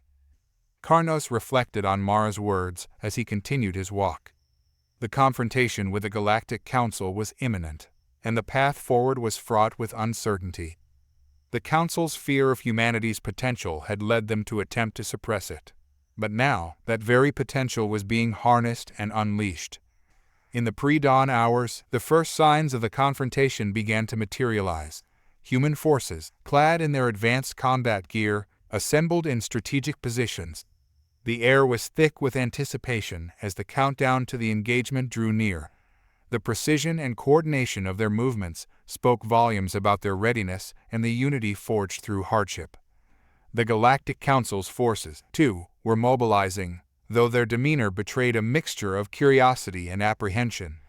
The Council had long prided itself on its control and strategic prowess, but the emergence of humanity as a significant player was a development they had not fully anticipated. As the first clash of forces approached, the sky above the battlefield became a canvas of shifting lights and shadows. Human ships, sleek and formidable, engaged with the Council's armada in a display of raw power and technological innovation. The space around them was filled with the sounds of energy beams and the roar of engines, a symphony of conflict that marked the beginning of a new chapter in their interstellar struggle. On the ground, the scene was no less intense. The battlefield was a testament to human ingenuity and resilience. Advanced weaponry and strategic tactics clashed with the Council's sophisticated defenses, each side pushing the limits of their capabilities. The intensity of the engagement was palpable, with every maneuver and countermeasure reflecting the high stakes of the confrontation. Karnos observed the battle from a vantage point, his thoughts a whirlwind of reflection and anticipation. He could see the determination etched into the faces of the human soldiers, each one driven by a sense of purpose that transcended the immediate conflict. The confrontation was not just a display of military might. It was a manifestation of humanity's struggle for recognition and their quest to assert their place in the galaxy. As the battle raged on, Karnos could not help but ponder the broader implications of what was unfolding. Was this conflict the beginning of a new era, where humanity would assert its influence on a galactic scale? Or was it merely a reflection of the deeper philosophical questions about power, peace, and the nature of existence? The dawn light began to break through the tumultuous sky, casting a faint, hopeful glow over the battlefield. The first confrontation between human and Council forces was a brief but powerful statement of humanity's newfound strength. It was a moment that marked a turning point, a demonstration of their readiness to challenge the established order and assert their place in the universe. As the day wore on and the battle continued, the outcome remained uncertain. But one thing was clear: humanity had risen to the occasion, and their resolve to confront the Galactic Council was unyielding. The stakes were high, and the path forward was fraught with challenges, but the dawn of this new era had begun, and the galaxy would bear witness to the unfolding drama of humanity's struggle for recognition and respect. The command center buzzed with activity as the hours ticked closer to the first direct confrontation between humanity and the Galactic Council. The walls, lined with screens displaying tactical data and star maps, reflected the deep focus and determination of those within. It was as if the very essence of the city's energy had been channeled into this moment of impending conflict. Karnos moved through the command center, taking in the intricate details of the preparations. Soldiers, engineers, and strategists worked with a sense of purpose that bordered on obsession. The clamor of machinery, the quick chatter of urgent conversations, and the steady rhythm of disciplined movement painted a vivid picture of a society on the brink of a monumental shift. His eyes lingered on the faces of those around him, each one a mosaic of resolve and anxiety. Among the busiest was General Aria, who stood at the heart of the operations room. Her uniform, immaculate and adorned with insignia that signified her rank, contrasted sharply with the chaos around her. She moved with a grace born of years of leadership, her every action deliberate and calculated. Aria had been a pivotal figure in uniting humanity's efforts, and now her role was even more critical as she orchestrated their response to the Council's encroachment. Karnos, she called, her voice cutting through the din. We're nearing the launch window. Are you ready to witness the culmination of our efforts? Karnos met her gaze, noting the intensity in her eyes. I am ready, but there's a part of me that remains unsettled. The implications of what we're about to do weigh heavily. Aria nodded, acknowledging his concerns. It should. We're not just fighting for survival, we're asserting our right to exist on our terms. The Council's fear of what we might become has pushed us to this point. We need to show them that our rise is not just a reaction, but a deliberate step towards our destiny. As Aria spoke, the room fell silent, every individual attuned to the gravity of the moment. The tension was palpable, a mixture of anticipation and anxiety that crackled through the air. Karnos could see the weight of their mission reflected in their faces, and it struck him how deeply personal this conflict had become for them. It was not merely about defeating an enemy. It was about reclaiming their narrative and establishing their place in a galaxy that had long sought to marginalize them. Karnos wandered through the preparations, observing the detailed planning and sophisticated technology being deployed. He paused by a table where a group of engineers were finalizing the calibration of a new weapon. The device was unlike anything he had seen before, a marvel of human ingenuity that combined advanced energy systems with precise targeting mechanisms. The engineers worked in silence, their concentration absolute as they fine-tuned the weapon's settings. One of the engineers, a young woman with a determined expression, looked up from her work. This will give us an edge in the initial engagement. The Council won't expect the level of firepower we're bringing. Karnos studied the weapon. It's impressive. But do you ever wonder about the cost of such advancements? The engineer hesitated before responding. Every day, we push the boundaries of technology, but we also grapple with the ethical implications. It's a fine line between progress and destruction. Karnos nodded, contemplating her words. The intersection of technological advancement and moral responsibility was a recurring theme in his observations. Humanity's drive to evolve had often been accompanied by a profound sense of ethical struggle, a struggle that was now coming to a head in their confrontation with the Council. The hours passed, and the moment of reckoning approached. Outside, the sky was beginning to lighten, hinting at the dawn of a new era. Karnos stood on a balcony overlooking the spaceport, where the human ships were assembling for the battle. The sight was both awe-inspiring and daunting. The ships, sleek and formidable, were a testament to human engineering and perseverance. Each vessel was a symbol of their collective strength and determination. Karnos's thoughts drifted to Helena, whose sacrifice had been a catalyst for this pivotal moment. He remembered her fierce determination, her struggle with the weight of her enhancements, and the profound impact of her death. Her legacy was woven into the very fabric of the conflict they were about to engage in, a reminder of the personal cost of their collective ambition. As the first rays of dawn touched the horizon, the command center erupted into a flurry of activity. The launch sequence had begun, and the human forces were preparing to move out.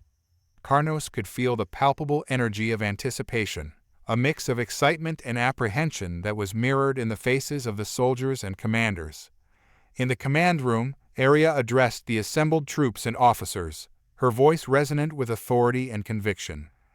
Today, we face the Galactic Council not just as a force of arms, but as a testament to our endurance and our spirit. We have come to this point not merely to defend ourselves, but to assert our place in the galaxy. This is our moment. Our actions will define the future, not just for us, but for the entire galaxy. The soldiers, their faces set in determined expressions, responded with a chorus of affirmative nods. The unity and resolve of the human forces were palpable, a tangible manifestation of their shared purpose. As the first wave of ships launched, the sight was breathtaking. The sleek vessels cut through the atmosphere, leaving behind trails of luminescent energy. Karnos watched as they ascended into the sky, each one a symbol of humanity's newfound strength and ambition. The spaceport, once a hub of preparation, was now a launch pad for their grand assertion of power. In space, the scene was a dramatic tableau of technological prowess and strategic maneuvering. Human ships engaged with the Council's forces in a series of coordinated strikes, each one a testament to their military precision and strategic acumen. The intensity of the battle was underscored by the stark contrast between the advanced human weaponry and the Council's more traditional defenses. Karnos observed from a command ship, his thoughts a whirlwind of reflection and analysis. The battle was a visceral display of humanity's strength, but it was also a profound moment of self-assertion. The confrontation was not just a clash of forces, but a manifestation of humanity's struggle for recognition and respect. As the engagement continued, the human forces demonstrated their strategic ingenuity. The Council's initial surprise was palpable, their ships struggling to adapt to the novel tactics and advanced technology employed by the humans. The Council's defenses were tested to their limits, and Karnos could see the shifting dynamics of power as the battle unfolded. Amidst the chaos of combat, there were moments of quiet introspection. Karnos observed the determination in the eyes of the human soldiers, the resolve with which they executed their strategies, and the underlying sense of purpose that drove their actions. The battle was a crucible of human strength and resilience, a testament to their ability to rise above their challenges and assert their place in the galaxy. As the day wore on, the battle reached a critical juncture. The human forces, having demonstrated their formidable capabilities, began to consolidate their position. The Council's response was measured, but increasingly cautious, their forces regrouping and adapting to the new reality presented by humanity's rise. Karnos found himself reflecting on the broader implications of what was unfolding. The confrontation with the Council was not merely a military engagement. It was a manifestation of deeper philosophical questions about power, identity, and the nature of existence. Humanity's rise was a statement of their ability to shape their own destiny, to challenge the established order, and to assert their place in a galaxy that had long sought to marginalize them. As the battle drew to a close, Karnos watched as the human forces began to establish their dominance. The sky above the battlefield was a canvas of shifting lights and shadows, a testament to the intensity and complexity of the conflict. The outcome of the engagement was uncertain, but one thing was clear: humanity had risen to the occasion, and their resolve to confront the Galactic Council was unyielding. In the aftermath of the battle, Karnos walked through the command center, his thoughts a mixture of reflection and anticipation. The confrontation had been a turning point, a demonstration of humanity's newfound strength and determination. The path forward was fraught with challenges, but the dawn of this new era had begun, and the galaxy would bear witness to the unfolding drama of humanity's struggle for recognition and respect. As the command center returned to a state of focused activity, Karnos paused by a window overlooking the spaceport.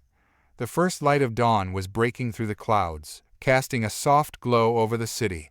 It was a moment of quiet reflection amidst the ongoing turmoil, a chance to ponder the profound implications of the day's events. The rise of humanity was not merely a matter of military might. It was a statement of their ability to transcend their past and assert their place in the universe. The confrontation with the Galactic Council had revealed the depth of their resolve and the complexity of their struggle. It was a moment that marked the beginning of a new chapter, a chapter that would shape the future of both humanity and the galaxy. As Karnos stood there, watching the city awaken to a new reality, he could not help but feel a sense of awe and anticipation. The path forward was uncertain, but the rise of humanity was a testament to their strength, their resilience, and their unyielding quest for recognition and respect. The future awaited, and the galaxy would bear witness to the unfolding story of humanity's ascent. As the first rays of sunlight began to streak across the sky, Karnos remained motionless at the window, watching as the ships prepared for their second sortie. The horizon was awash of color, the dark hues of night retreating, making way for the first light of dawn. But to him, this dawn did not bring peace. It signaled a day fraught with uncertainty. He had seen the strength of their forces and the efficiency with which they had executed the initial strike, but his mind was consumed by the philosophical underpinnings of the war they had now fully entered. War was not just violence. It was a statement, and that statement was written in blood, sacrifice, and intention. What did humanity's rise say about them? Would they, too, become another oppressive force once they proved their superiority? Was war merely an evolutionary step in their journey, or was it something more profound, a trial that would force them to confront their own nature? Karnos's thoughts drifted back to a conversation he once had with Helena. He remembered it vividly, a moment during the early days of humanity's preparation. They had been on the surface of an asteroid, overlooking the construction of the latest generation of battlecruisers. Helena had stood with her arms folded, eyes squinting against the cold, thin atmosphere of the small, uninhabited rock. Her voice, clear and deliberate, had broken the silence. "You realize what we're doing, right? This isn't just about survival. We're reshaping everything, our future, their future. War isn't just killing people. It's rewriting history, and history is always written by those who survive it." Karnos had looked at her, recognizing the truth in her words. "We've lived in the shadow of the Galactic Council for too long. But now, we are the ones who have to decide what comes after the fighting." Helena's expression had darkened. "And what if we become them, Karnos? What if we become the very thing we're fighting against? What if our rise means others will fall into the same despair we felt?" That question had haunted him then, and it haunted him now. The Galactic Council, for all its flaws, had believed in its own righteousness.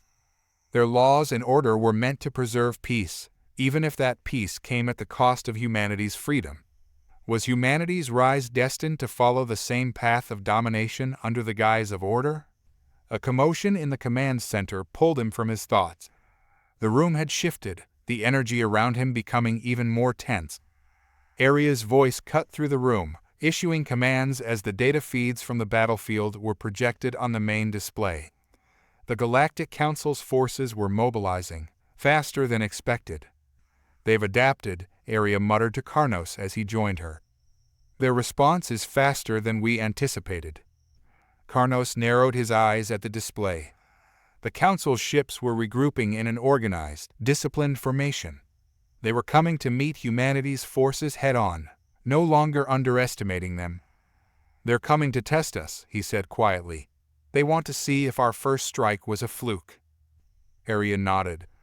"Or perhaps they're seeking to assert their dominance again. Either way, we're prepared."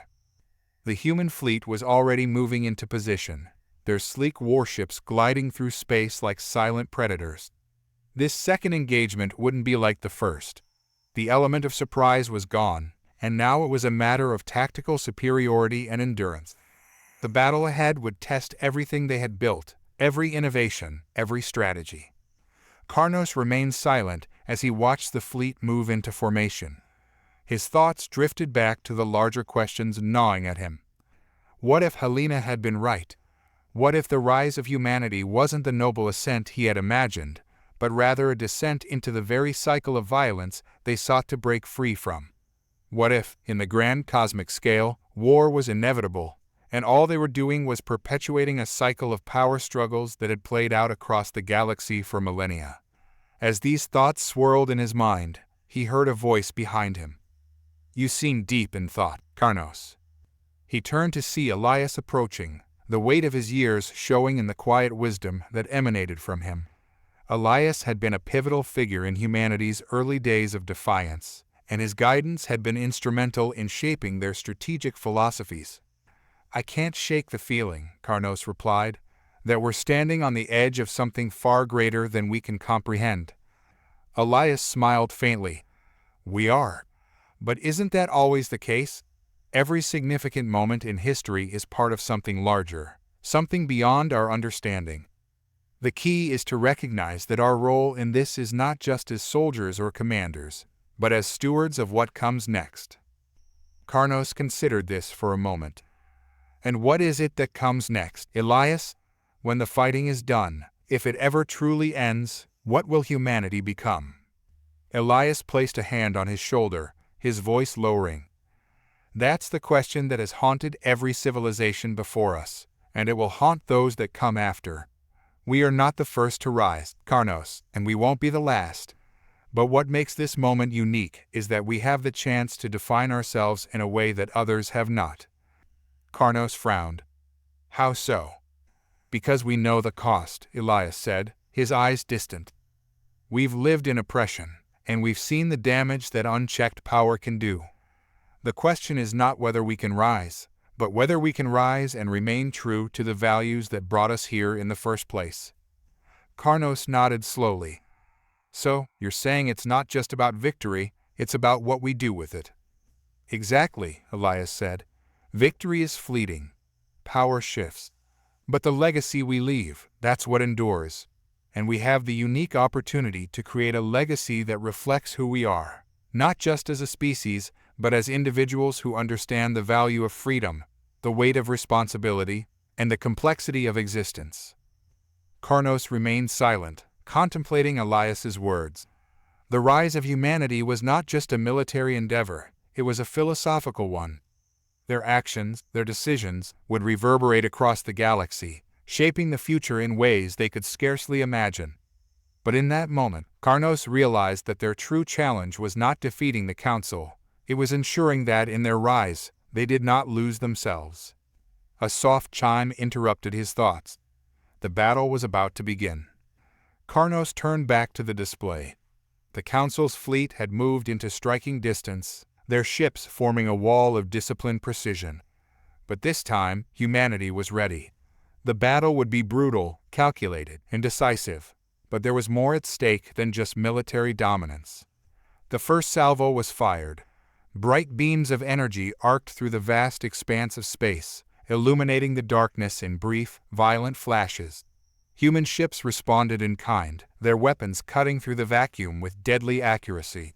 The Council's fleet, though formidable, found itself on the defensive as humanity unleashed the full extent of its technological innovations. The command center erupted in a flurry of activity, officers and tacticians calling out orders, adjusting strategies in real time as the battle unfolded on the display screens. The room was tense but controlled, every movement purposeful, every decision calculated. Arya was at the center of it all, her mind working like a finely tuned machine, processing information at an astonishing rate. Karnos watched her closely, admiring her ability to remain calm under pressure.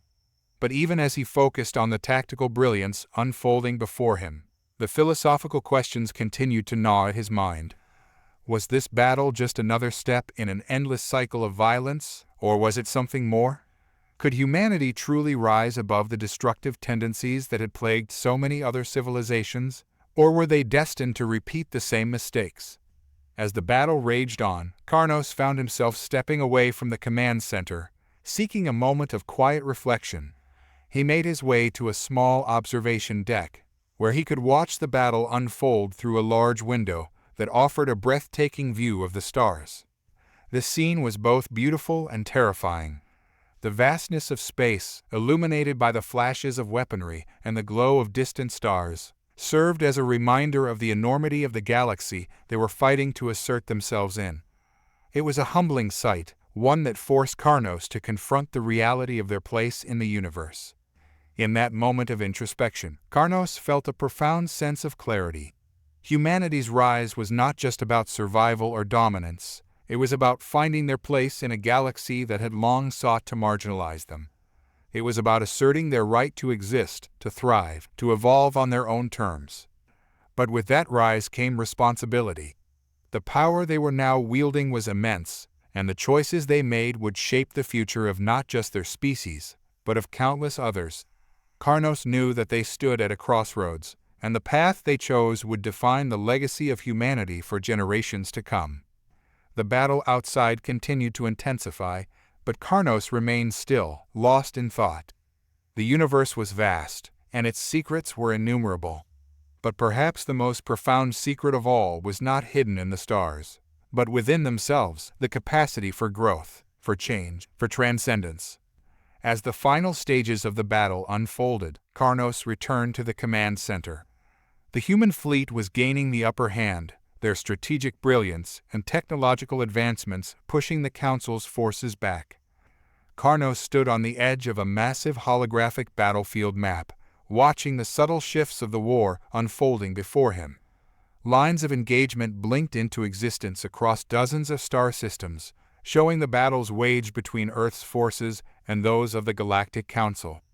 The conflict that had been simmering in diplomatic halls and clandestine meetings had now erupted into open warfare, and there was no turning back. The once fragile peace had shattered.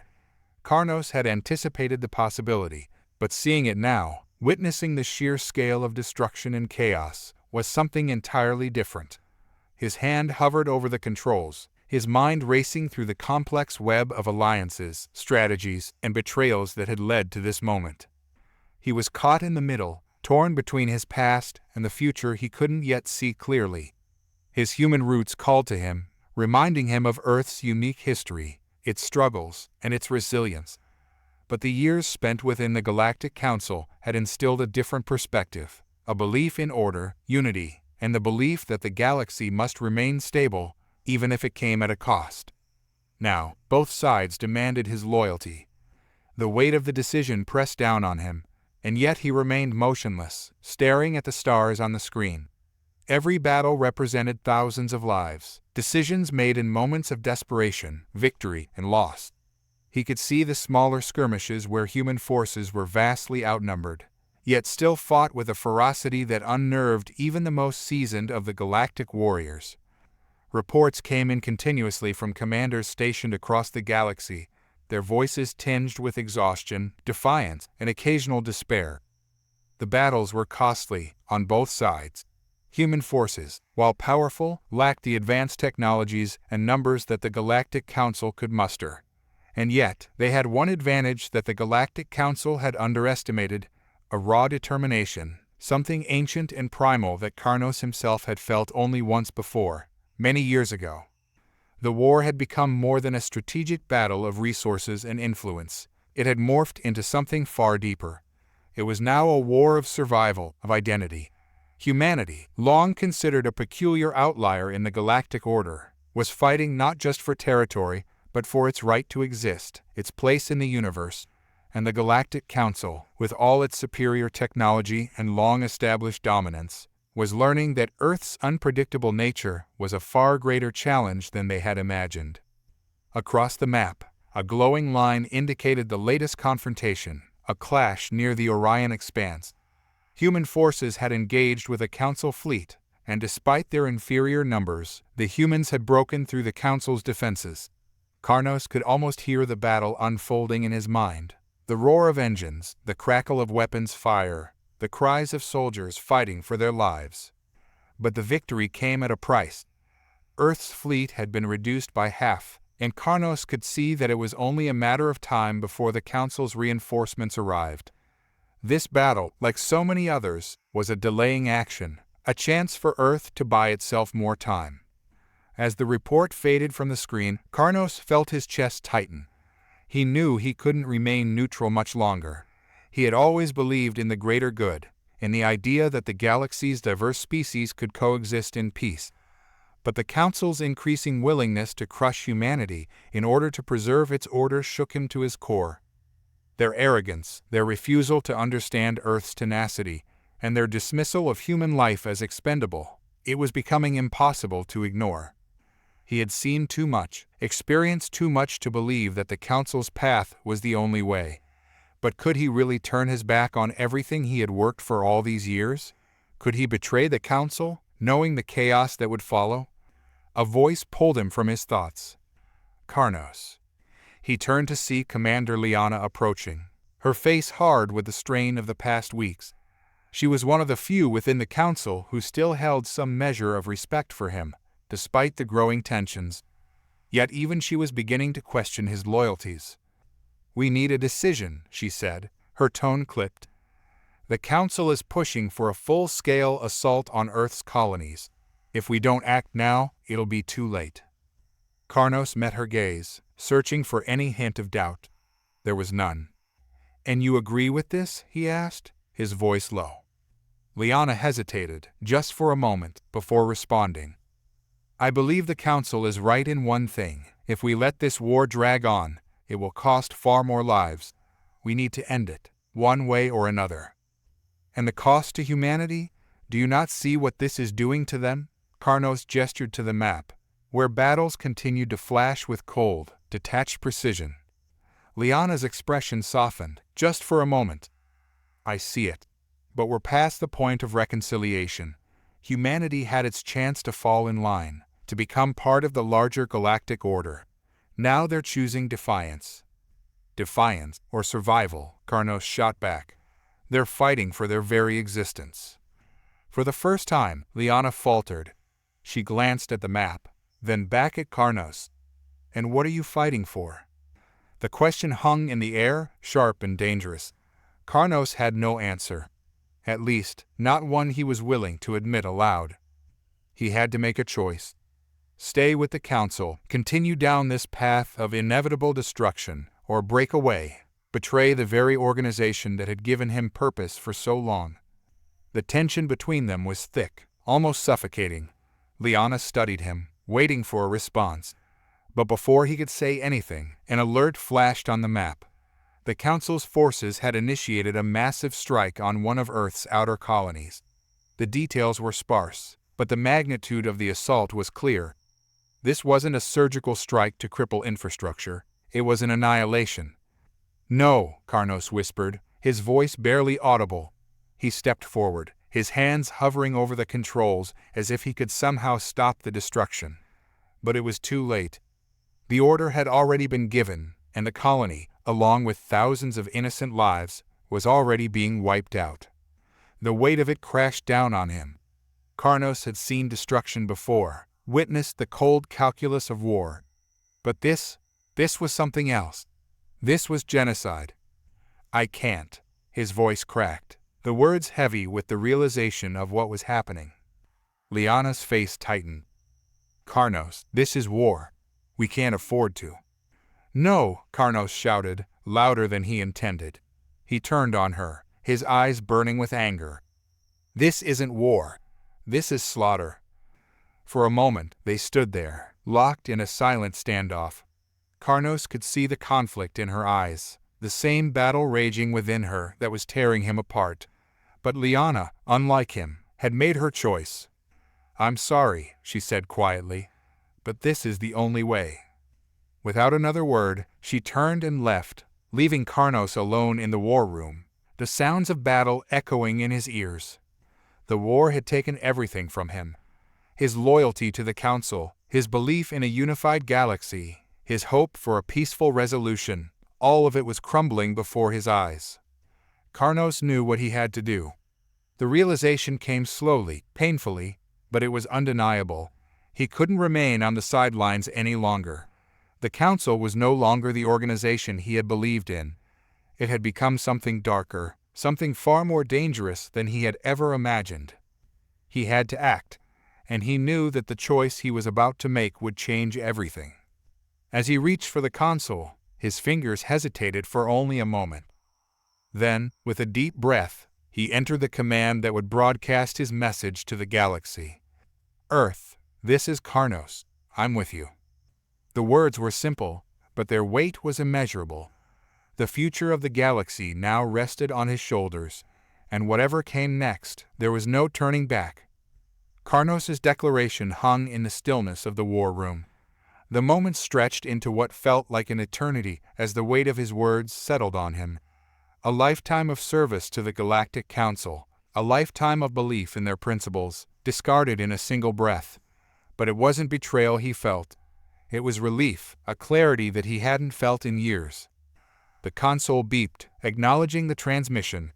His message would be received by Earth's military command in seconds, and there was no doubt it would reach the Council as well.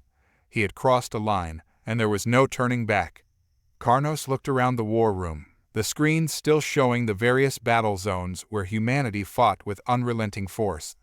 Soon, his face would be on these screens too, but not as the loyal strategist they had known him to be. He would be a traitor in the eyes of the Council. He turned his back on the glowing map, his heart racing as he tried to think ahead. The decision was made, but the consequences were still unknown. He could feel the tension in the air, the anticipation of the storm that was about to break over him. His mind raced with possibilities, his body thrumming with adrenaline. Was he ready for this? The door slid open, and 2 council guards stood outside, their faces expressionless. Liana must have alerted them. They hadn't heard the broadcast yet, but they were here to make sure Karnos didn't do anything rash. It was too late for that, though. The rash decision had already been made. Karnos, one of the guards said, stepping forward cautiously. You've been requested for a debriefing. Commander Liana insists. Karnos eyed the guards. He could see in their eyes that they didn't trust him. Maybe they hadn't trusted him for a while.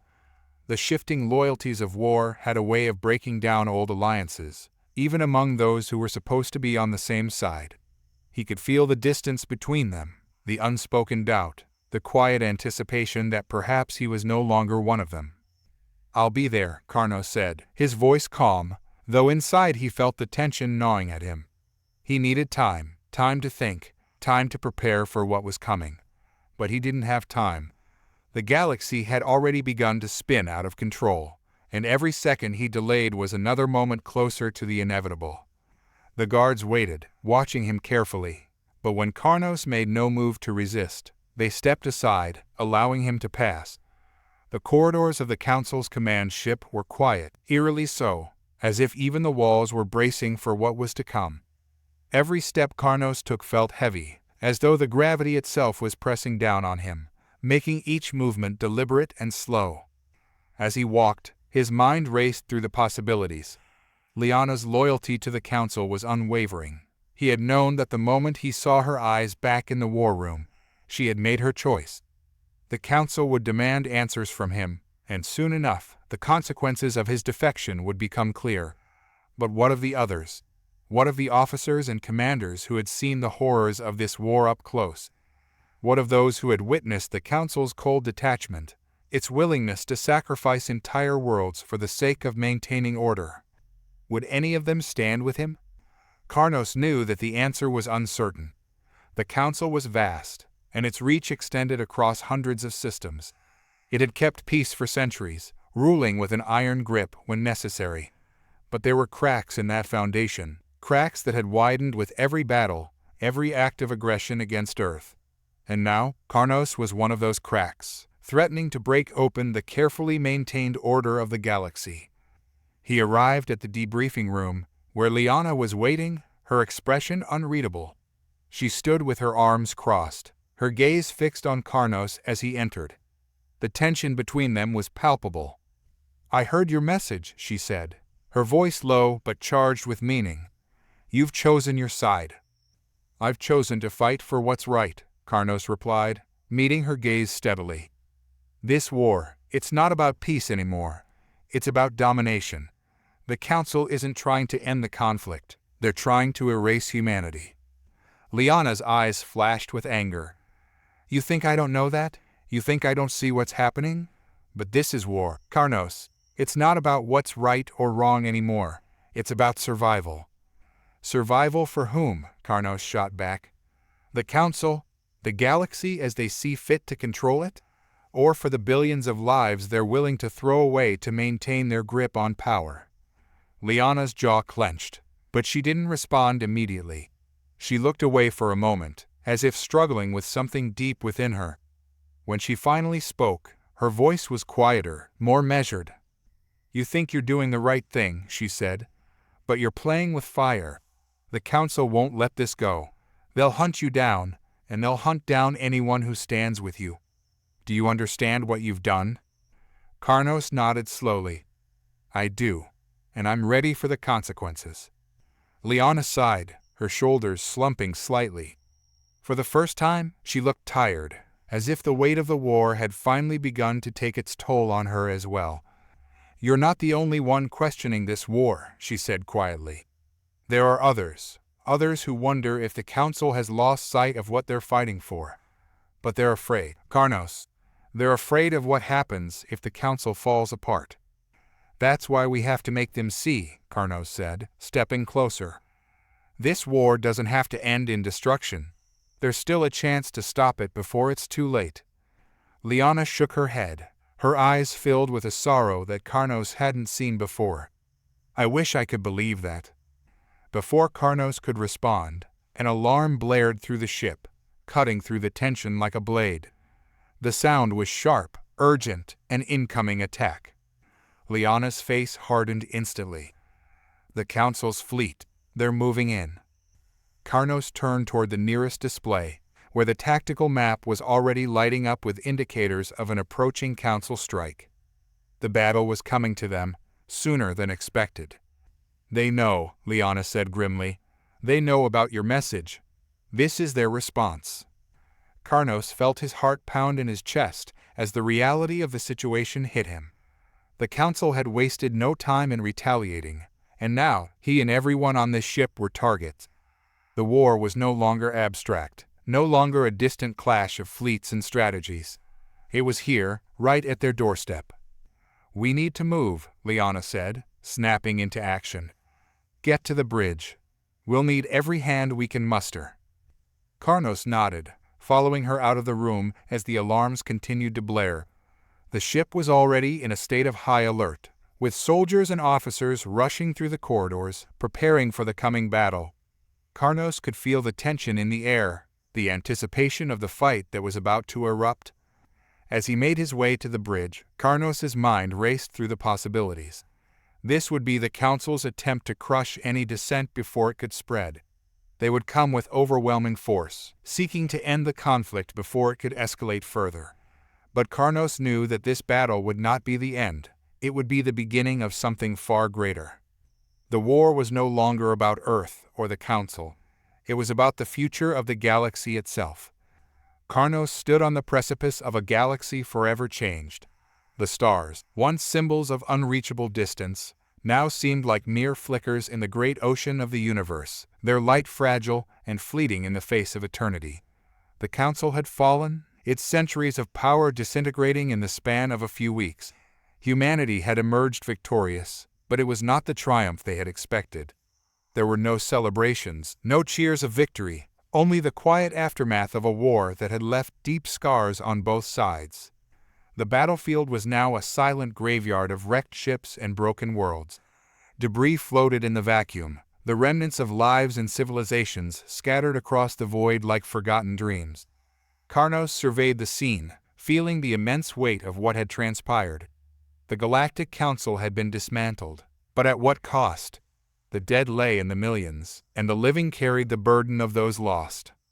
He closed his eyes for a moment, feeling the cold metal of the observation deck beneath his feet. Even here, on the ship that had become his new home, the air felt heavy with the unspeakable truths that the war had revealed. What had begun as a fight for survival had become something far more profound, a confrontation not just with an external enemy, but with the very nature of existence itself. Was this the destiny of all sentient beings, to rise and fall in cycles of creation and destruction? Had the universe always been indifferent to the struggles of those who lived within it? Or was there something more, something deeper, more inscrutable, at play? Karnos wasn't sure anymore. What he had witnessed defied simple explanations, defied the comforting narratives of history and progress that civilizations told themselves. He opened his eyes and looked out at the stars again. They seemed distant, almost uncaring in their ancient silence. The galaxy had never been the center of the universe, not really. All the struggles, all the wars and conquests, the fleeting moments of joy and despair, they were nothing against the infinite backdrop of time. And yet, within the insignificance, there was a strange beauty. Perhaps that was what it meant to be alive, to struggle, to fight, to hope, even in the face of the void.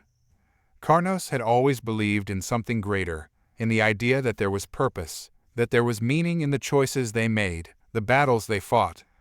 But now, standing on the edge of all that had transpired, he questioned everything. Perhaps Schopenhauer had been right, Karnos mused.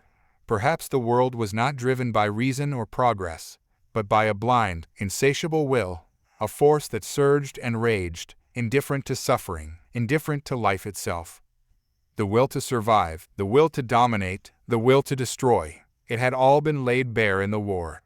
Humanity had risen, not because they were more righteous, not because they were destined to, but because their will to exist had outlasted the Council's. It was a bleak truth, one that Karnos found hard to swallow, but it was truth nonetheless. Yet, despite the coldness of that truth, Karnos couldn't help but feel a strange sense of peace. If existence was nothing more than the interplay of blind forces, then perhaps there was a freedom in that realization. The universe was not a grand design, nor was it a cruel joke, it simply was. And within that vastness, there was space for something more. Space for choice. Space for meaning, not handed down from the stars or dictated by fate, but created in each moment, by each individual. Karnos thought of Helena, of her sacrifice, of the ideals she had fought for. She had always believed in something greater, in the idea that humanity could transcend its darker nature, that it could become something more than the sum of its parts. And in her death, Karnos had seen the embodiment of that belief. She had chosen to fight, knowing full well the cost, knowing full well that her actions might not change the outcome, but she had acted nonetheless, not out of blind will, but out of a conviction that even in a universe devoid of inherent meaning, one could create their own. And that, perhaps, was the greatest power humanity possessed, not their strength, not their intelligence, but their ability to imbue the meaningless with meaning. In the face of the indifferent universe, they had the audacity to care, to love, to hope. Karnos inhaled deeply, feeling the cold, recycled air of the ship fill his lungs. He understood now. The war had not been about survival or domination. It had been about this, the realization that in the vast, uncaring cosmos, they were the creators of their own fate. That their struggles, their battles, were not mere acts of will, but acts of meaning. In the quiet of the observation deck, Karnos could almost hear Helena's voice, her quiet wisdom echoing through his thoughts. She had always understood this, even before he did. She had known that the future of humanity did not lie in its ability to conquer the stars, but in its ability to find meaning amidst the stars. And now, as the remnants of the war drifted silently in the void, Karnos felt a sense of clarity. He had no grand illusions of peace or utopia. The galaxy was still a dangerous, unpredictable place, and humanity's path forward would be fraught with challenges. But they had something now that they hadn't had before, a deeper understanding of who they were and what they could become. Karnos turned away from the stars and began to walk toward the command center. The war was over, but the work of rebuilding was just beginning. He didn't know what the future held, but he knew that whatever it was, it would be shaped by the choices they made, by the meaning they created. As he walked, Karnos couldn't help but think of Schopenhauer's words, echoing in his mind, "The world is my idea." In the end, that was all there ever was. The world wasn't some grand design, nor was it a meaningless void. It was what they made of it. It was their creation, their idea, shaped by their will and their understanding. And in that realization, Karnos found a strange comfort. The universe was vast, and he was but a small part of it. But within that smallness, there was a freedom, a responsibility, to choose, to act, to create meaning in a world where none was given. And that, perhaps, was the deepest truth of all.